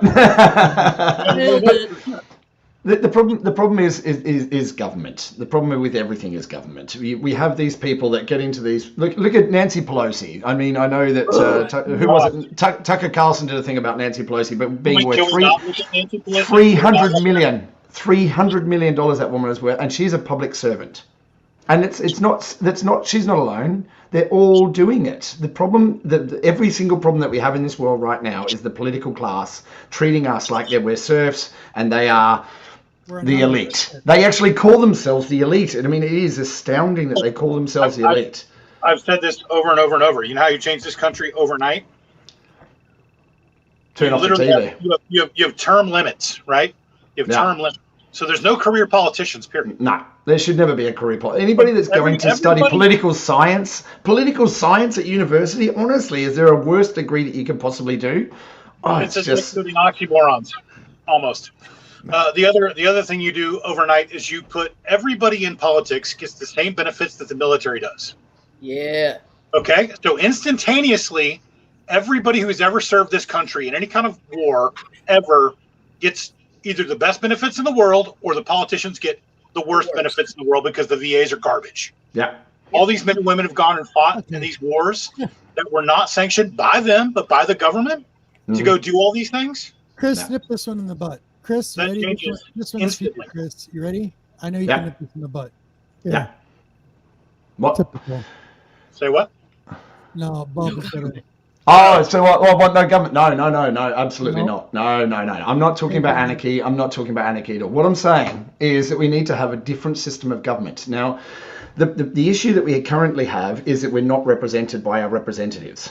The way that the political structure is in every country, it's not in your country, it's in every country. The way that the political process is set up is that it is a top-down control, whereas it should be a bottom-up control. The representation of the people is not being, it's not there. We don't have any representation whatsoever. Look at Canada. Look what's happening in Canada as a prime example of what I'm talking about. You've got the Prime Minister of the country is saying it's a small minority of people that have unacceptable ideas. I mean, how can you possibly say to 50,000 truckers and all these people that are turning out for this thing and people who are waving their banners on the side of the road, how can you possibly say it's a small minority with unacceptable viewpoints? Do you think Justin Trudeau is Castro's son? Yes, 100%. 100%. He is. He is.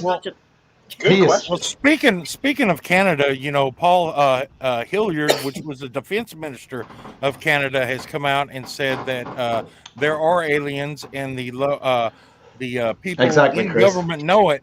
But that's a big definition. That's good, Chris. That's excellent. That's what I want right there. No, again, that's what I'm saying. There's no such thing as a career politician, and everything changes. Absolutely. Yep. You know, the thing is here, in our local area, that we have the people in our local area that know, because we live in the country. We're in the middle of nowhere. You know, where I am, it's all a farming district. It's all farms all around me, pig farms and all wheat farms and all these kind of things. It's a farming area. What we require here is different than what London requires. So our representation here has to represent what we bring to the table of this area. We're bringing the farm stuff to London. Without us, without the truck drivers, without the farmers, with all the people that work and live here, London is not going to operate because they don't have the things that they need to operate. Well, but the same thing in this country during the Civil War, North and South. It's exactly the same thing. Exactly the North had all the industry, the South had all the resources. Yeah. Hold on, wait. We got another one from Bob. I want to get his answers answered because he's kind of a smart ass at the same time. Right. So he wants to believe people are intelligent decision makers. I believe a lot of people are dumbed down enough to believe that they aren't intelligent enough to make a decision for themselves. Is going to be my comeback to that one, Bubs. Excellent. Thank you very much. But I think he's being, how do I say it? He's being serious, but rhetorical. Yeah. Because it's rhetorical because the thing is that what we have now is a representative democracy, which I think honestly is probably going to be a little better than a 1-to-1. But I don't know. We've never tried a 1-to-1, so I can't say. But I just think all I know is that raw votes. I mean, that's the way that things set it up. Yeah, but democracy is mob rule. Then we should have mob rule. We have a representative democracy of a capitalist republic. Yeah. Yes, and that's kind of a problem. Capitalism is the problem. That's exactly the problem. Right. Here's the issue. Always fail. Yeah. There can't be more. There must it's just like communism. Communism looks great on paper, but it doesn't work in real life. Poor ass in theory. Great in theory, shit in practice. Absolutely. Can we put a pin in that and say, okay, look, the thing is, was it Bob that brought up that question about the people being, you know, That was Bob. I love that. That was Bob. God dang. so let's because Bob, I agree with you. People are stupid. When you have a mob, the mob is never right, ever. They don't. You know, have a look in the world. When is the mob ever right? It's not right. So here's the thing. The problem that we have, intelligent decision makers, we can't make intelligent decisions if we don't have all the facts. And we're not getting all the facts because the media is misrepresenting, the politicians are misrepresenting based on what they want to present. We have a complete misrepresentation of all the data sets that we're getting, and because of that, no one can make an intelligent decision. So people are going to be stupid because we've been dumbed down to the point where we've been lied to, the information has been obfuscated, everything that we've been told has been manipulated by the people that are telling us, which is when we get to the end of this thing, and I tell you about the initiative that I want to launch, it makes perfect sense. Every single piece of information that we have coming to us is manipulated through the source that we're getting it from. Which brings me right back to fucking V for Vendetta yet again. Of course it is. But I mean, let's be honest. I mean, again, the manipulation of the media, right? You cause certain different accidents at certain places, certain things go down, right? It all creates a panic. It all creates a fear. Once you Problem, have reaction, solution. Once you have people in fear, what do? They start giving up more and more of their rights. They start giving up more and more of their freedoms. For security. They stop literally thinking about anything but trying to be safe because they're so scared. You put them in a corner. Patriot Act. That's a big problem. Absolutely correct. You're absolutely right. That was a huge problem. It still exists and should not be still on the table. But why is it? Why is it? Because they are trying to protect themselves from us. Because they know that we're waking up. They know.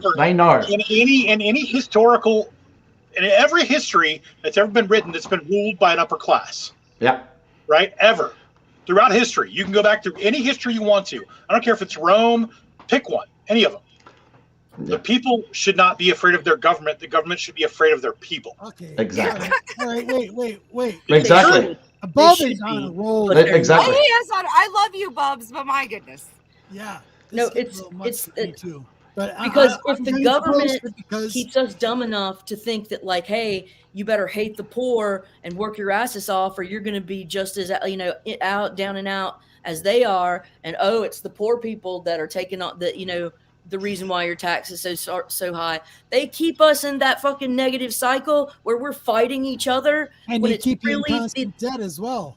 It's puppeteers, yes, and they keep us drowning in debt. Like, fuck that shit. If we can recognize that shit is not tenable and start taxing the fuck out of the people that deserve it, why do we, the everyman, get taxed like 3 times over, and then they don't have to pay shit? Can I throw something into the tax argument here? Because I am 100% behind you. Taxation without representation is theft, and it is theft. Okay, so we can solve the taxation issue and create equality and equity in our society in about 10 minutes. It wouldn't even take that much time. Yeah, but it won't ever happen. Yeah, but you know how it could be done? No income tax at all for anybody. No income tax. It's gone. All right, and then we have a flat sales tax on everything that's sold for 20%. No one avoids it. Everyone pays it. All the people that are going to spend more money on their toys, like the boats and the cars and all those things, are going to contribute more money to the taxation because they're going to spend more money. Yeah, that's fine. Flat tax. That way, the poorer people have got more money in their pocket to go and spend. So that's going to enliven the economy. You're going to create jobs because people are going to have more money in their pocket. The whole point is, we need to take out the system that is currently in place, which is the creation of money, which is the Federal Reserve and the privately owned central banks. That's the issue with our entire world. Yep. Yeah, so I do science. I don't understand that money shit. I do. Oh, he does big time. Yeah, I mean that's a whole like that. Yeah, I mean that shit's interesting. But that shit I would need to do my research on because I just am not as informed. Yeah, but it is exactly, Carlito. You know, they make us believe that the poor are the problem, the rich are the problem because they don't pay tax because they know the law. You know, the better attorneys, the better tax accountants, and all the other. They have all the resources in order to evade the tax. Okay. Yeah, or they stop. pay legislators to write loopholes. Exactly. We're gonna stop. We're gonna stop with that conversation. I want my other co-hosts to have some time here, like Tori. They want to get into some other conversations, so that's really good. We can keep that going next month. Is that okay with you, Chris? I'm down for anything. Is that okay with you, lady? I Are love you having this. a good time, you guys? I love it. I love it. I love it. I love it. Awesome. That's what I'm looking for. Well, Okay. shut up. No, Deuce, you don't have to shut up. I want to change a little bit. Let's go. We got into some what's going on right now. We got some really good questions and some smart ass answers in the chat. Which I love Bob. Great. I love what you're feeling, Bob. I love it. I do agree with Bubs on that 100%. Yep. Mm-hmm. Way to go, Bub. Yeah, Bob, can I just, he had another thing up that he said before, Bob's did, and it was something to do with the conspiracy theorists think everyone is stupid. Yes. I don't. I talk to people every day. The problem is that, I include myself in the whole, that we don't have all the knowledge and the best the most up-to-date understanding of our world, because it's been filtered through the filters that it's gone through. So I include myself. I'm a full-blown conspiracy theorist, and I include myself in that blindness, because we don't have all the information, because it's been deliberately hidden from us. That's why it's we've gotten ourselves into a situation where we are now, and this is where we have to come up with ideas, and we got to have these conversations about how we can change things from the ground up, because we can't rely on the political process to come from the top down. It has to be from the ground up. So this is why we have to have these conversations and work through these kind of things. So I love you, Carlito. Yeah, Carlito, man, again, I was going to say something earlier, and I got cut off because the chat was so crazy, but well said, sir. Well said. All right. Sorry, guys. I want to get on to some more conversation. Monty, buddy, I know you have some questions. We're going to change the subject. How about into some science, like astronomy, aliens, all that kind of thing? I know you want to get into that. I hope he didn't fall asleep. I mean, I'll tell you this. If I'm an alien looking down on this planet, I'm like, yeah, fuck these idiots. No, I'm not coming down. No. I mean, seriously, if I'm an alien, I'm looking down going, wait, they did what? To who? Nah, I'm done. I'm not going down there. They're retarded. Is Mr. White Gloves on mute? I don't know. Yeah, I think he's out. Monty, are you there? I know Monty was trying to get in there earlier, and we're talking to everybody. I'm just trying to reel everybody in. Hold on. You guys are awesome. Trust me. That conversation fantastic, and it will continue. So what you did right there, you guys, was awesome. Beautiful. Because these are questions, and look at how it lit up people's, even being smartasses about it. You read through it. You can have to have the devil's advocate. Absolutely crazy tonight. Yeah, Bub, you're rocking it, buddy. God Tank, awesome. Carlito, another one. Also, Zen, there he is. You were Monty's in. Gotta say. Monty and Al Gore. There we go, Monty. Monty? Yes. We are changing the subject. So let's get on some of the conspiracy and the aliens and all that. And what is that behind you? Tell everybody about it. This is Al Gore. He came from Roswell, New Mexico. He actually came from Roswell, New Mexico. Awesome. So this is my buddy, and me and him been having a conversation and everything, and he was telling me that there's some people out there in high places that know about the Federation that a lot of us don't know about. The Federation of Planets, sort of like Star Trek, but not quite like Star Trek. Like I guess his name, I am Machid from Israel. He's been in political office for over 30 years, and he's head of the defense ministry. He was a general and a professor and an engineer. And he has come out in the last couple of years and said that the not the elected officials, the bureaucrats, the ones that are always in office but never elected, that even the president and all the elected people don't know. Said they know about these treaties that the United States have, and also the Paul Hilliard, which was Canada's Treaty of defense minister. Antarctica. Huh? I said like the Treaty of Antarctica. Yeah. Yeah, that's a whole thing. I can get into that. Well, talk to But me. they have said that we have a galactic treaty, and that it's not that the government doesn't want to tell us about the aliens. It's the aliens saying that we're not ready yet. Well, I don't doubt that at all. I mean, shit, we can't figure out the most basic of concepts on this planet right now. Look at us fighting. Look at the way America's acting right now, showing our asses. And they think, well, we can't handle aliens right now, bro. But maybe the one thing that would make us come together is if aliens invaded, and then we'd be like, you know what? I don't give a fuck what you believe in. You're human. Exactly. Well, exactly what I said in my last video. I think there's going to be a false flag that's going to bring the people together. And it has to be big enough that's going to make people forget about all the bullshit and come together. It has to be. To make the aliens get us to play nice. For people to figure it out and come together. Because, I mean, this is all the ridiculousness that's gone out there in the media and the press and the blah, blah, blah. Like, we're all human beings. We all deserve the same things.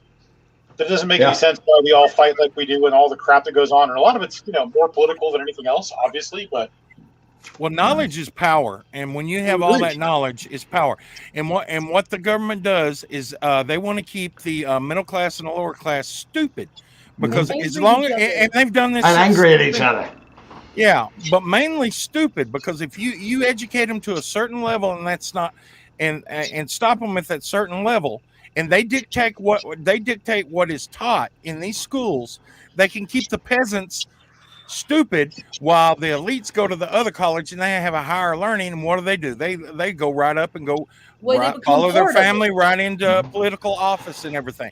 It's been done since the kings and queens, because they even name the smart people sirs and dukes and all this. You got to be that being part of the rich family and everything, and the higher education and queens. There's a lot of stupid rich people. Let me just say that. Just because you're rich does not mean you're smart. But they had the rich people had those that don't take advantage of the situation are just plain stupid, No.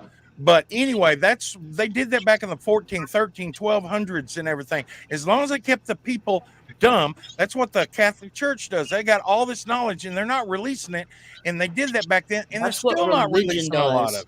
Religion is the opiate of the masses. Yep. Why do you think that they don't want school choice? Well, if you had school choice, nobody would be going to a government school. They'd be going to private schools where they ain't politicizing schools. They would be teaching kids math, English, history. How to grow food. How to grow food. Classically what happened to that?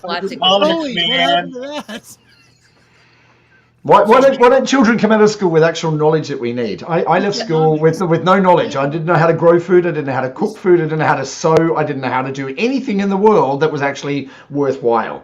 You learn maths and English. It's great, wonderful. I actually taught myself a lot more outside school than I ever did at school. But why aren't we learning valuable life lessons at school? The things that we really need to be able to take in our society and better it. All we're doing is with the cattle class, just teach them enough to just run the equipment and make our world better while we live the high life. But the difference that's happening now? The difference that's happening now is that people are actively talking about the people who are running the show. George Soros, Bill Gates, the people who are running this whole show, the people with the money who influence the game, people are actively talking about them now. They weren't before. Smiling fancy lady, what's up? I don't know. I think some of that's kind of silly. And I think Bill Gates is nasty. But he's a piece of work. I think he's a little dirty bird, but not for. Who is his family? Who is his family? It's just vile creatures. So are you a reptilian believer then, Chris? Oh, do you really want to go down that road? Monty, I want Monty to explain the Treaty of Antarctica. Yeah, do it. I've heard about that. Do you not know about the Treaty of Antarctica? No, I've never heard about it. Oh my God, this is going to rock your world. Well, Chris can probably spring a lot more depth than I can. It all started back in the 40s when the Nazis went down to Antarctica. And what they were doing, they were trying and who followed them? that admiral, I can't remember. Admiral Byrd, the most decorated Admiral naval Byrd. officer in American naval history, the Yes. world explorer who went to both poles. This is the guy that followed them with the largest non-wartime fleet ever in history. Followed the Nazis after the war. Carry on. Tori, And, keep your anyway, check. I'll be right back.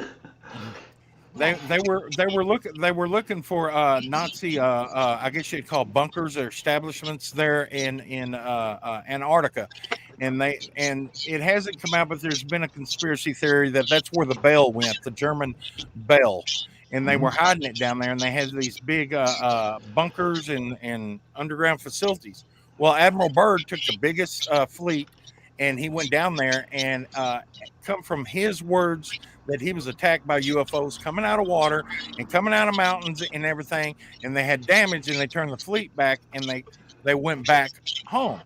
Well, later on, the government got involved, and they went down there and they made a treaty with the aliens that were there, and then each country could only go in there and populate a certain area, Antarctica, because the aliens are supposedly living 2 miles under the ice in caverns. Yes. And they made a treaty, and there's only certain parts of Antarctica that you're allowed to go to. That you're allowed to go to. And there's only certain parts of Antarctica that the people at Antarctica are able to fly over or go around. It's illegal to fly over the poles. Illegal. Those areas too, anyways, don't you? Like you have to run through and go through a whole process to get the permits to even go to the areas that we're allowed to even go into. So they know that you're legit on that property. It's not like something you can just go fly to and be like, hey, I'm going to go to Antarctica. Look who's gone there in the last few years. Look who's gone to Antarctica in the last few years. Every single world leader, every single one.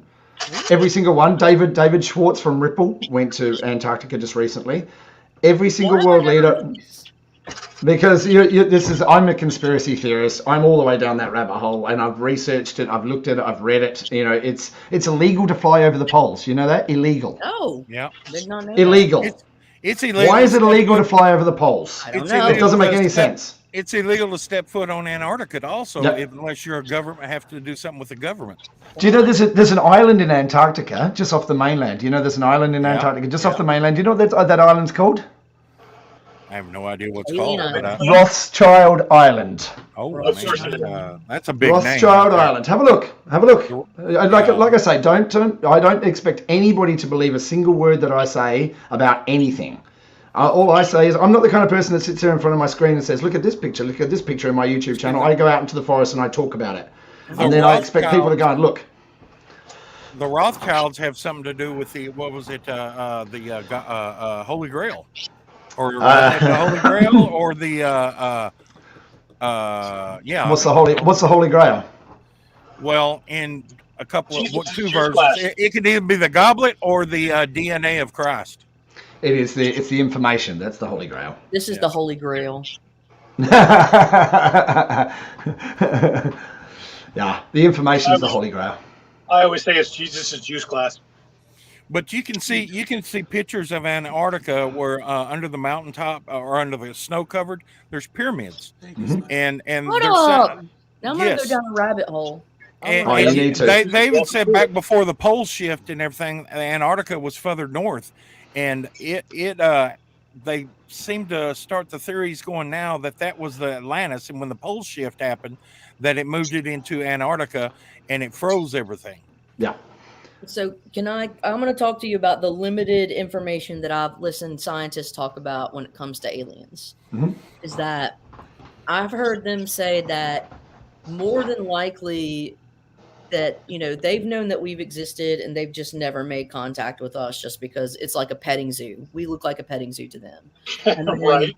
But also that they more than likely have telepathic capabilities where they don't necessarily have to have like vocal cords, that they could be more developed. This is just possibility, but also that the probability of there's tons of other Earths out there. We don't have the technological resolution to be able to get there, or the capability. However, the probability of there being sentient life, that's even higher, but like I definitely think that it would be foolish of us to say that, and very cocky And yeah, very cocky of us to assume that this is the Arrogant. that this is the most advanced.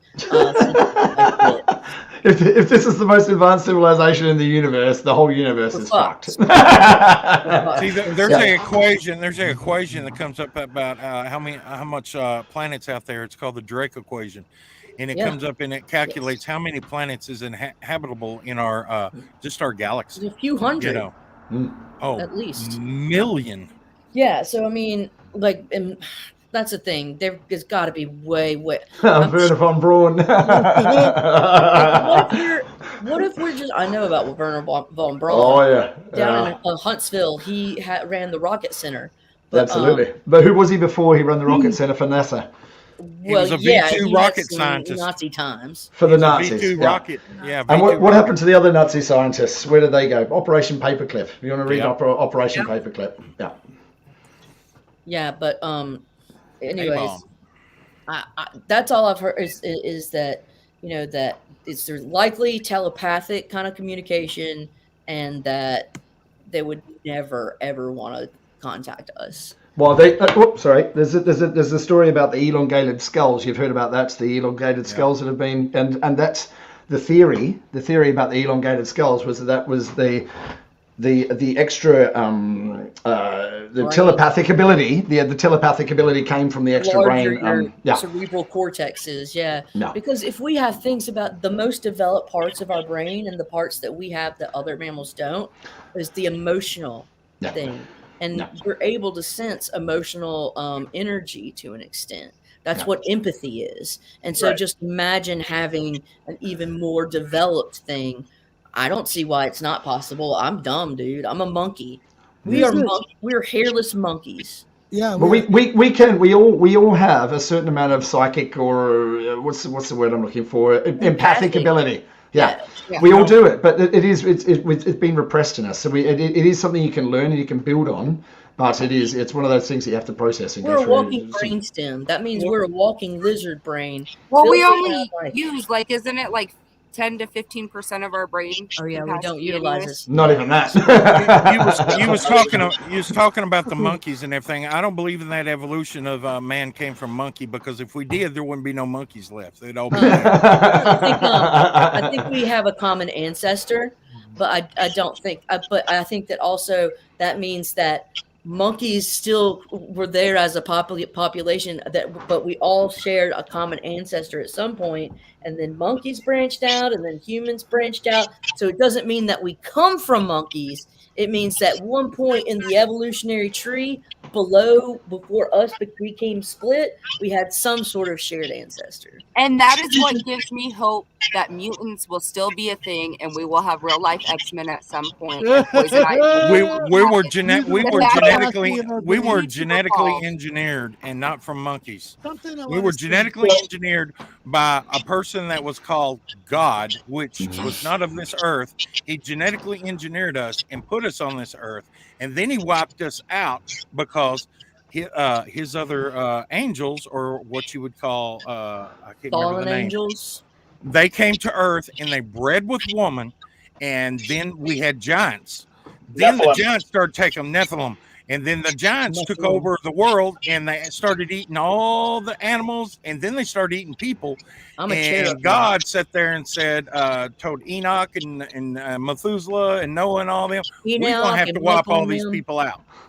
And if you look back, the history of these civilizations, 100, maybe to 150, 200,000 years, those civilizations, their fingerprints are still here. You can hit all the major, big, huge, ancient cities. They're built on foundations that have been built over years after years after years. You go to the basic foundations. Those foundations are 100,000, 50,000 years ago. Some of the pyramids on Earth, all the pyramids at one time lined up north, straight north. The ancient pyramids of Egypt still line up north. But back when the poles shifted, a lot of the Aztec pyramids were pointing north. I thought but some of the when they moved the poles, you can go back and date the daggum pyramids. From the pole Mayans shifts. And Druids, they were really good with timing and knowing and if you look, calendar, the Anunnaki, technology. The Anunnaki, the Anunnaki, the Aztecs, and I can't remember the people over in India. There's about 5 or 6. They have drawings and statues, and all those statues mysteriously is carrying the same little purse. The bag. Yes, Yeah, the bag. the Yeah, bag. Yep. the And bag. how could you be all over the world and everything, and they still have the little bag and everything there? They So all real have. quick, real They always quick. have the bag. It's the Stargate Smiley, bag. Smiley, thank you very much for that. I appreciate it. But you know what? I'm going to put this up because I want people to see this. And I want him to know something as well, that we're not undereducated or dumb. Just so, because I know he's watching. Talk about dumb and uneducated. You keep worrying about billionaire conspiracies instead of doing smart stuff like your own selves. Of course, like, Sleepy. I understand that. I do, because when I talk about these kind of subjects, and I talk about it every day. This is what I do. I involve myself in the world, and I involve myself in how I can solve problems in this world. And solving problems comes through talking about it. We have to recognize where the problems lay. We can't keep on pointing at each other and saying, well, you're the problem, True. and the problem continues to this day. That's not what we're saying. We're not the problem. We're not the problem. We need to really look at where the issues lie in this world. We have 0.01% of the population has all the money and power and control. And the majority of us are just struggling just to put food on the table and live. So, we can say it's dumb and uneducated. I understand your viewpoint. I do, because I deal with this every day. I do. But you need to understand that there are bigger problems here.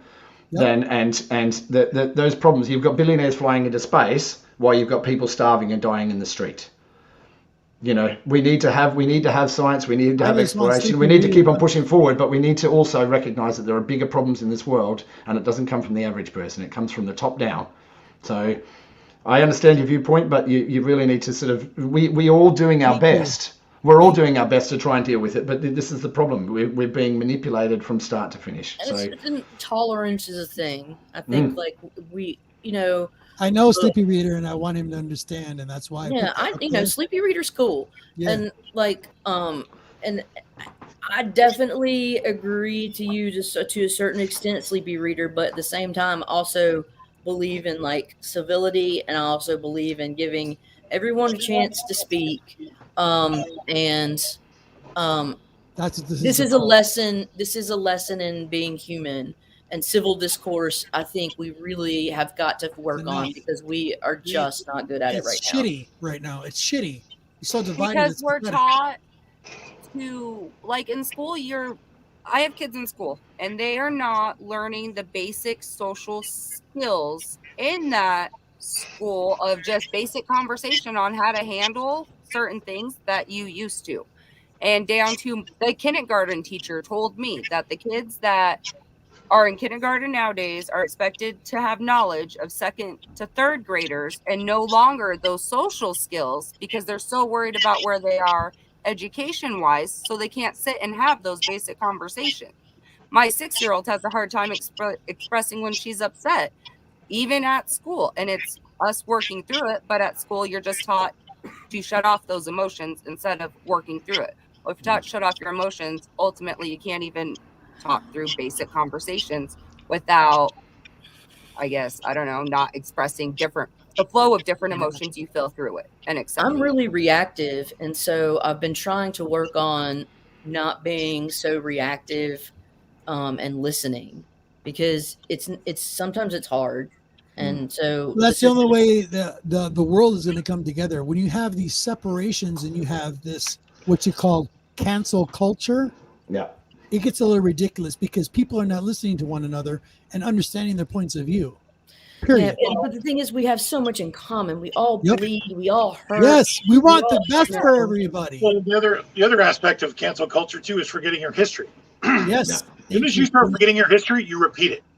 Thank you, Deuce. So if you don't understand the mistakes that have been made, the things that have gone on, the travesties, the injustices, and even the brilliant things that have happened as well all along the way, if you forget your history, you repeat it. And more often than not, it's in the most brutal and terrible way, generally.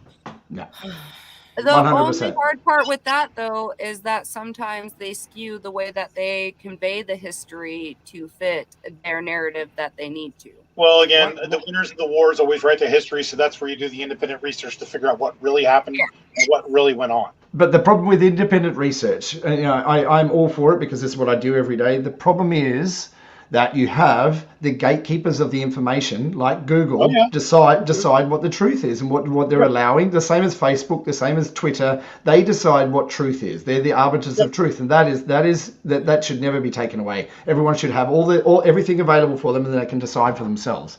But deciding for people. Why do you think the Nazis burned books? Why do you think the Dark Ages happened? Yeah. To destroy all knowledge as much as they can. Look at most of my people. All the populace to do what they wanted.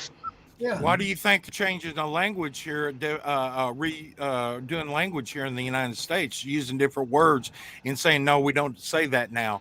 We call it this, you know. And why do you think during the war over in the Middle East, the Iranians were going through and they were, and the terrorists were blowing up ancient sites over there, historical sites. They were erasing. It wasn't just a terrorist. That's what the Egyptians did back in Egypt when they had, I can't remember what ruler it was. Over and over throughout history. They took chisels and they chiseled off the faces of this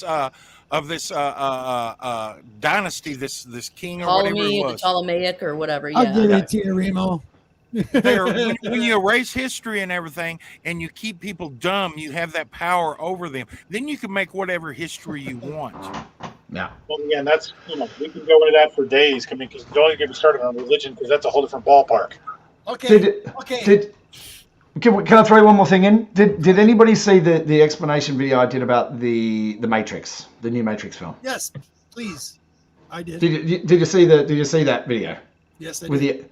With the corporations controlling the information. Yep. Right. That's how the Matrix puts it. And that's what the Matrix is, the world that we live in, based on their reality. So we have to recognize that we're living in that before we can do anything about it. But most people don't even recognize we're living in a false created reality created by the people that give us the information. It's not real. No, that's a fact. You're absolutely correct on that. I mean, look, this gets very philosophical. So when we think, go ahead. Yeah, I mean, it can be multi-layered. So when we say, well, what is real or what matters, there are cultural layers, social layers. There are constructs where we're supposed to act certain ways based on expectations. But, social conditioning, right. And then at the same time, we are only limited. So when we think, I heard you talking about the simulation things, because here's the thing: scientists have said the likelihood of us being in a simulation is 50%, because you either are or you aren't. Right. It's like Schrodinger's cat. Right. And the thing is that we are limited by our own biological machinery. Our feedback mechanism, our senses. Yeah, we have a biological slush. We basically got a meat with electricity inside it. And so it can only do so much, man. And that's just because we don't see it doesn't mean that there aren't things that are bigger and that make much more sense than we do. True. Absolutely. I was going to ask Chris right now, did you hear the new news on the Dead Sea Scrolls that come out of Israel? The Nag Hammadi. Well, the new imaging of the new passage that describe Noah's Ark as a pyramid. I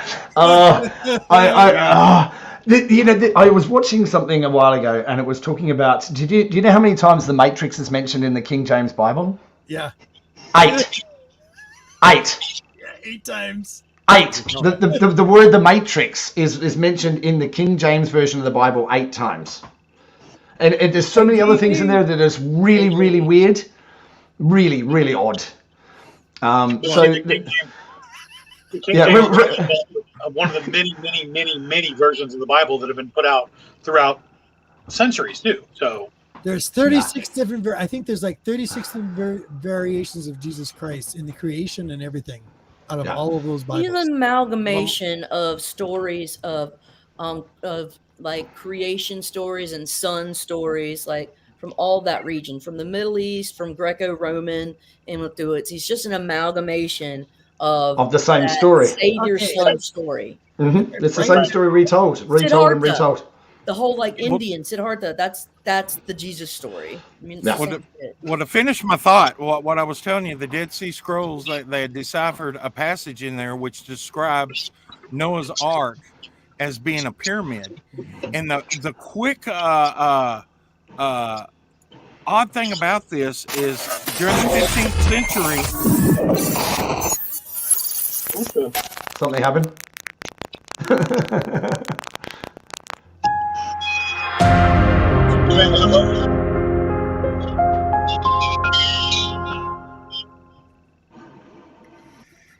My Matrix roots, because on my channel, my entire life is about the Matrix, and there's a reason for that. There's a scene in the Matrix where Neo goes to meet the Oracle for the first time, and there's a little kid in there who's sitting there, and he's looking at spoons, and the spoon's bending. Okay, and Neo sits down with this kid, and the kid says to him, "Don't try and bend a spoon. That's impossible. Just recognize the truth." And Neo says, "What truth?"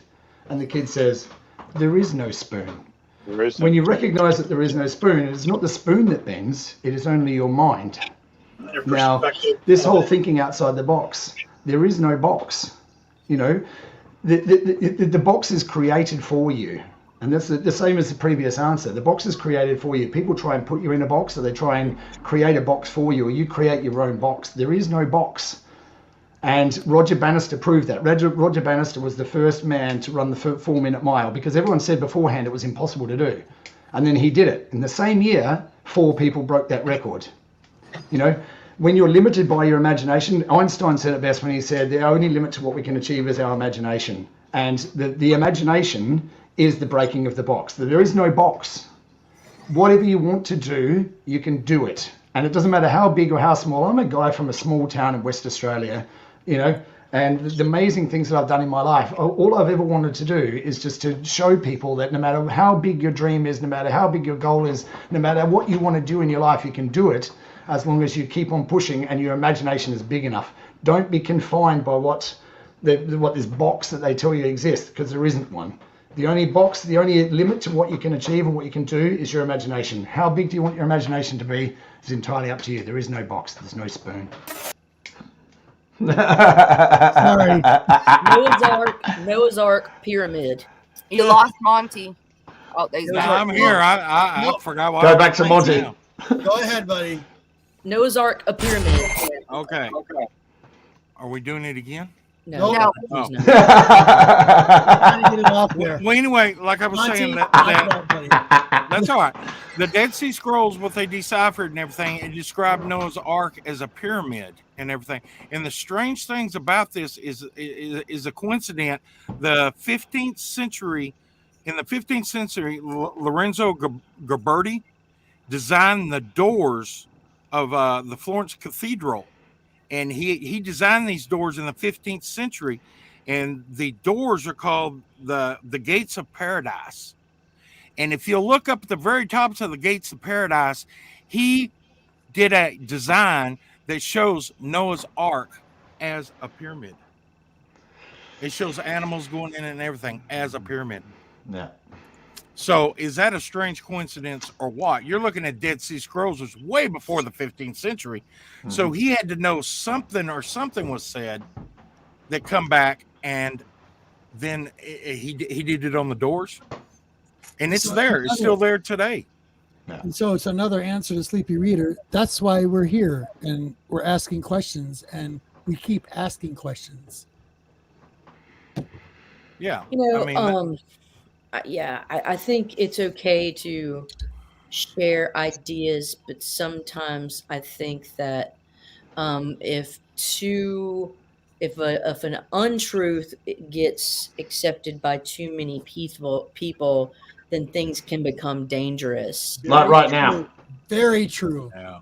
So we just kind of need to be mindful of the and also, man, I wish every American or just person were taught how to do their source checking, how to find like their source information, what they read, and how to know that if that is like legitimate information and that there's citations that lead them to the original source. Because I think so many people, and I hate to do this, but baby boomers posting random shit on Facebook. I mean, I swear to God that you know what Facebook I see did. plenty of it. Facebook did to baby boomers what they thought video games would do to us. Oh.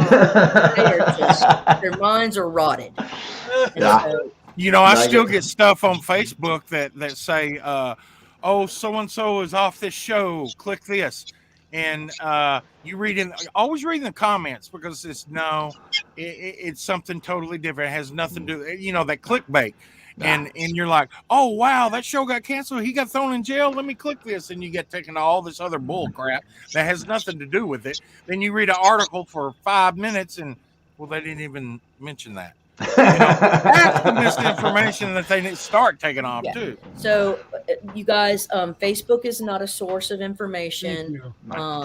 And I would just say when a good place, even though some people may hate on it, if you go to Wikipedia, the good thing about Wikipedia is if you go down to the bottom of each article or term, it gives a number of citations of different sources that they used to create the entry. And Yeah, but anybody can change their Wikipedia. Yeah, that's the only problem. that's the thing. Anybody can. However, that means that you can go to what's been cited. And like when I do scientific things, like there are a lot of good original papers that are from peer review articles.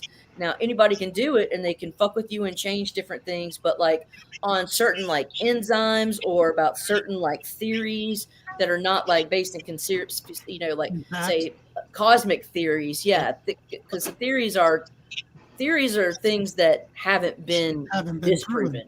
Yep. Theories are not just some woo like. Yeah, but theories change all the time. Go ahead, Tony. Just because we have a working theory doesn't mean it's the only theory that exists. Gravity is a theory, and we don't understand it.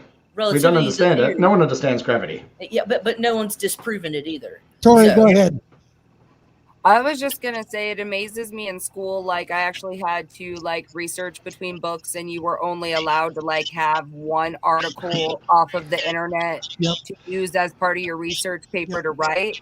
And now my kid is in school, and I don't ever see a fucking book, and everything is expected to come from the computer for her to learn. Yeah, but not all articles are equal.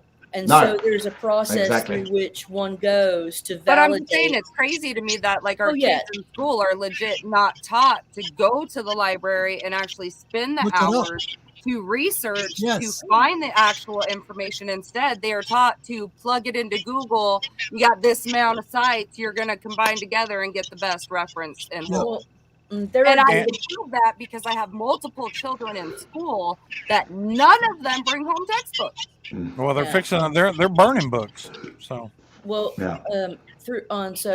there are databases on the internet that are nothing but like peer-reviewed articles. Like NCBI is a database. Kids, honestly, like the younger generations, they don't know might not even know how to tell the difference in the citations written off of Wikipedia. No, they have to be taught. They would have no idea. They have to be taught. I'm saying is they're not being taught, lady. Because my kids are in school. They are not being taught how to actually cross-reference to see if something is legit. If it is on the internet, then that is guaranteed. That's what's proof. That is what's truth. That is what our kids in the nation are being taught. If it is on the internet, keep them dumb. Keep them dumb. Keep them at a certain point, and that way you can rule. You got the ruling class that'll rule all below. Which kind of brings me to another cultural point of reference. Brings me to Mike Judge's Idiocracy. I love it. You know what I'm saying? Like, allegory. I mean, let's be honest. Like, I mean, I remember being a kid, and just as a point of reference, I remember being a kid, and I remembered like 24 different phone numbers. How many phone numbers do you remember now? Oh, I remember quite a few from. I know a lot. My own daughter has I had to email my daughter my phone number and tell her to write it the fuck down. She's 11. She could not tell us my phone number. She doesn't know Steve's phone Because number. she has your name What in there. I'm The saying name is is in there. what I'm saying is technology tends to, the more we advance in technology, the more we tend to get dumbed down to some degree. Yeah. Because we get lazy because we don't need to remember all these things anymore. Right, man. Because they're all in our hand on this portable computer instead of our phone. Cursive. So how do kids have a signature if they aren't being taught cursive? Not taught anymore. And Pluto's But cursive is another thing altogether. Cursive is another subject. Right? We went to go get Jules' ears pierced, and the guy handed her the paperwork. Mind you, she's my height, but she's 11. So handed it to her, and he's all, here, you can fill this out, and then your mom's got to sign out the bottom. Well, in there it asks, like, your address, your phone number, and has you do her signature, and we get to the signature part, and she starts to do print, and I'm all, Jules, you can't do cursive at all? And she's like, no, Mom, like, what is this? Like, this is my signature. Oh, honey, no. We're going to work on that for sure. Okay. Now we're going to, like, take a pause. All right. Take a pause. Everybody breathe again. Okay. Really quick. Why would we breathe? That's just one last toxic, one. man. Here's some inspirational thoughts. And then, Chris, I want you to say your thing because I know you have something you want to talk about really quick. Yep. You're on 2 hours and 21 minutes. But first, I've got to show this to people.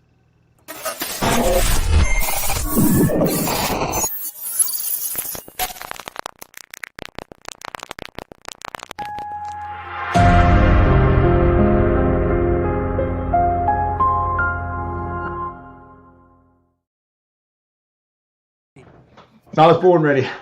All right, sir. Here we go. Do you have any inspirational thoughts or ideas for the community as a whole? And that doesn't mean the comic book community. Anything. Absolutely. When other people tell you who you are or what you can do, that's their representation of who you are and what you can do. You are an essential part of this universe. You are an essential part of this world. Your voice is important. Your actions are important. You are important. You are the most important person in the world. And if you have to recognize, don't listen to me. You have to recognize that in yourself, that you are. It doesn't matter who you are, what you do, if you're a housewife, if you're whatever. It doesn't matter what you do. Your influence on this world, this reality, is equal to everybody else in this world, and it's an amazing when you wake up and you realize that your influence is equally as important as everybody else. That's when you start to really live your life, and don't ever let other people tell you what because that's what or who you are, because that's their interpretation. You get to decide what and who you are and the mark that you want to leave in this world, and make it a positive one. Wow. Love it. What fucking wow, Meryl.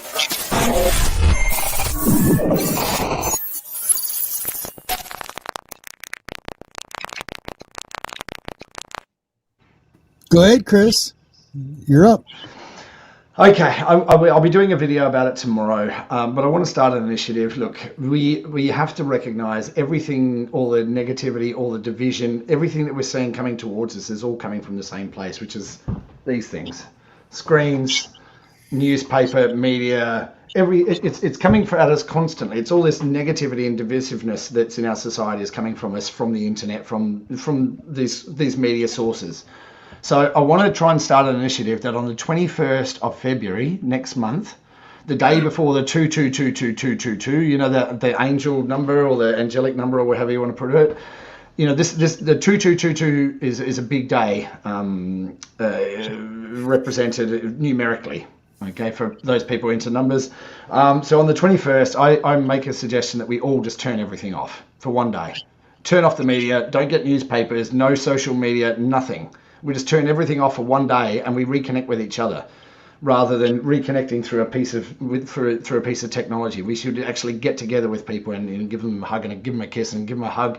Get together with people rather than this constant separation, this divisiveness through the media. If we can turn it all off for one day and come back on the 22222 and try and inject some positivity into our lives, that's what I'm saying. We should just switch everything off on the 21st. Just stop. Turn it off for one day. If we can all turn off for one day, it's not too much to ask. Just turn everything off for one day and just not listen to the nonsense and the garbage just for one day. If we can do that, then I think the world will be a better place. Yeah. Oh my God. I love it. So I'm calling it stop the noise. Stop the noise, because this noise is constantly coming at us and it's making us so upset. You know, we have to do something about it. And the only way we can do it is to turn it off. Just stop the noise for one day. I'm there. I'm down. Okay. I like So I do too. I'm going to do it. It's easy. Yeah. That's easy for me because hell, half the time I don't know how to work my damn phone anyway. Okay. Well, I'll even go as far as I'll just change the Wi-Fi password for the day, so that way nobody That works. Being a responsible mommy. I love it. Love it. That means Dad can't connect either. Oh man. Some of those alien plants. I want us to come back to this next month. Let's please come back to this next month. And get Love to. Under the subjects, okay? I hope you guys had a wonderful time. Tori, this is your time, sweetheart. Knock it out. Well, here, really quick, because I know Chris has got to go to work. Hold on. Chris, what else you got going on, buddy? But that's it. I just, I it? can't thank you. I can't thank you enough for having me here. I really can't. Thank you to all your co-hosts. It's been awesome. I love interacting with people. I love sharing ideas, even people that share different ideas. That's how we get along in this world, is by coming together with these kind of things and sharing our thoughts and sharing and seeing. Look, we're all the same.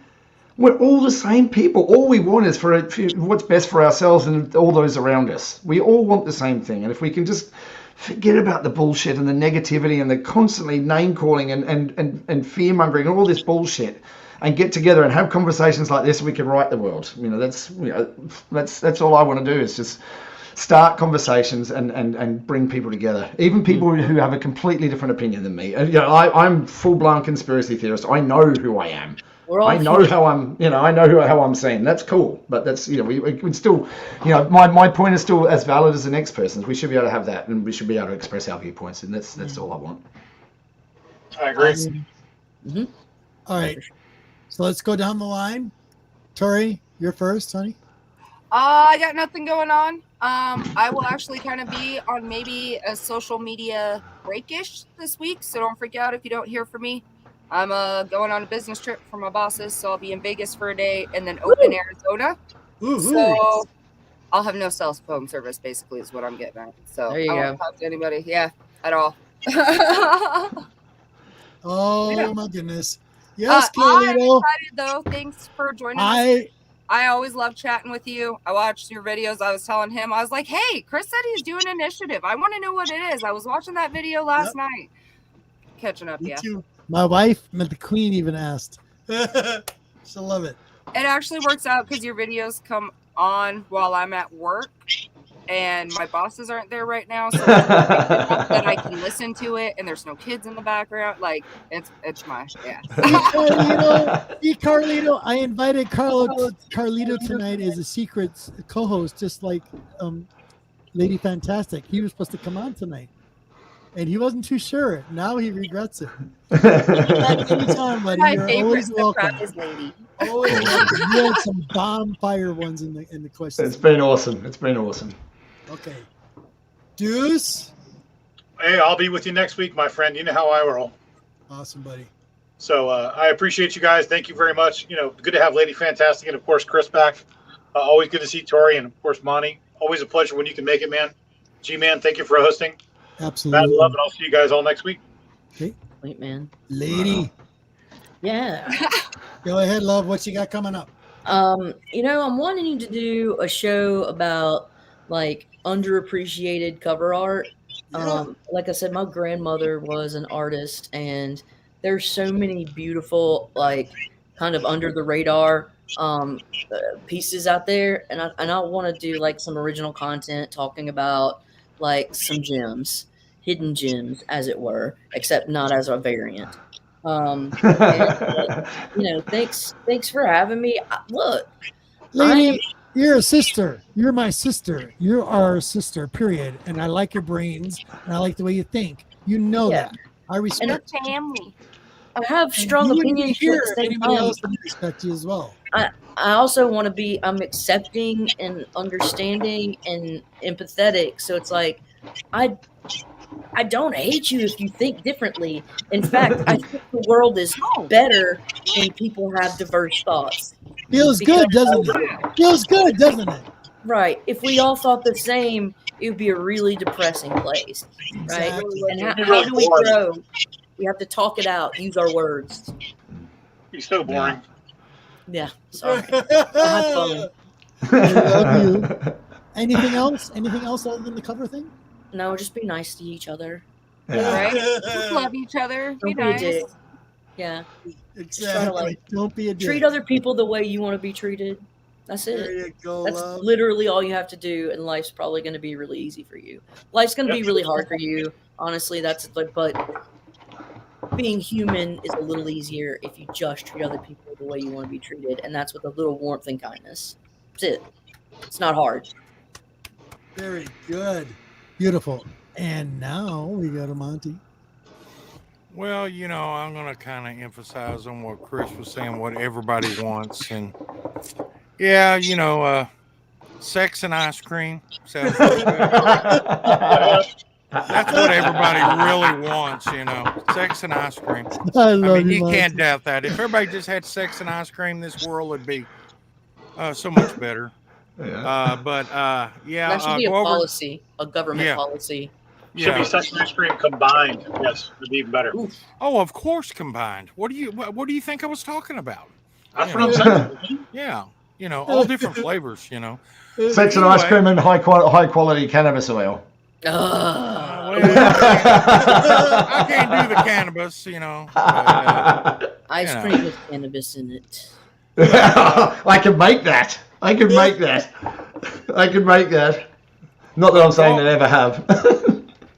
Go over and check out my channel. It's still there. I'm losing subscribers, so I don't know what the hell y'all are thinking. Do I have to be there and put content out for you to subscribe? Yes, you do, buddy. What the hell is this? Is this something I know new? you are. Keep showing up on the show. You're gonna be good. I tell you what, just because I'm not making news. No, I won't say nothing. I'll just.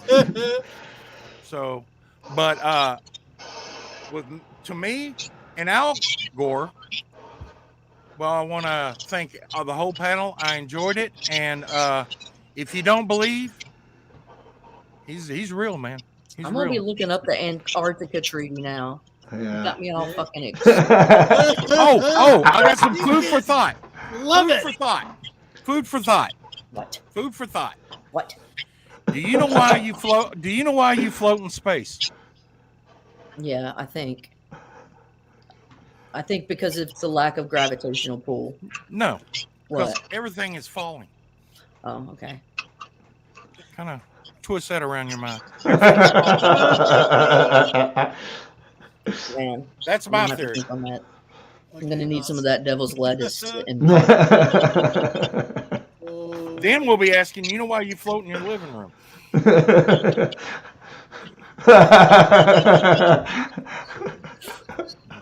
could guess what I'm through. I'm through. I don't do drugs. I just smoke. Pot is not a drug. It is a plant, and it is a it's medicinal a plant. plant. It's not a drug. Now wait a minute. All drugs are made from plants. I'm a vegan, so I know that.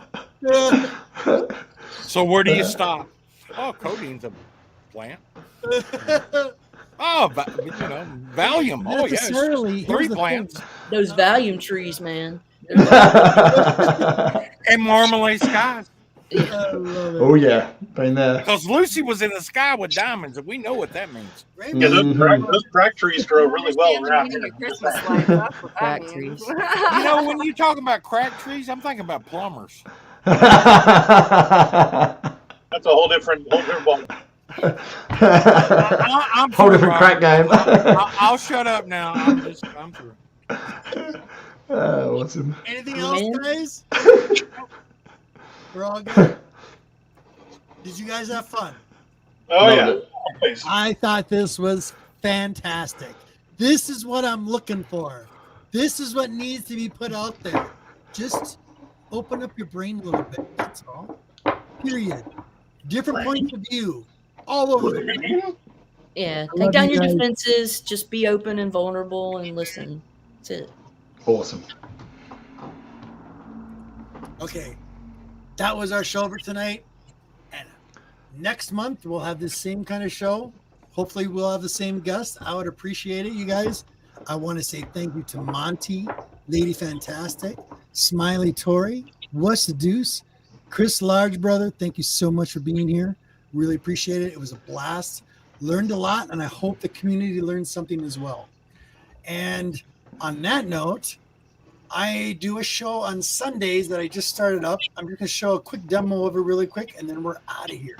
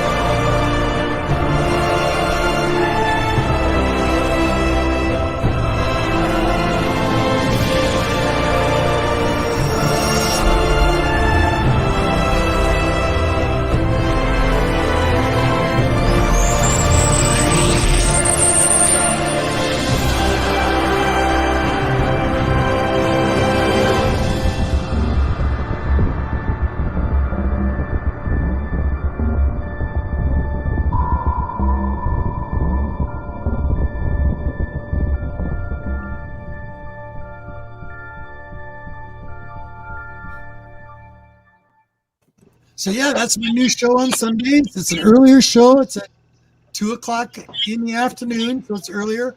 Nerd talk, comic book talk, something everybody's been asking for. So I'm going to do an earlier show for you guys. Thank you everybody that is in the community that came in tonight on the chat, on the live chat, asked those awesome questions. Everybody in the panel tonight, thank you very much. I will see you next month, and I will see you next week on the next Nerdy Collective. Thank you very much. Peace, love, blessed be. See you next Saturday.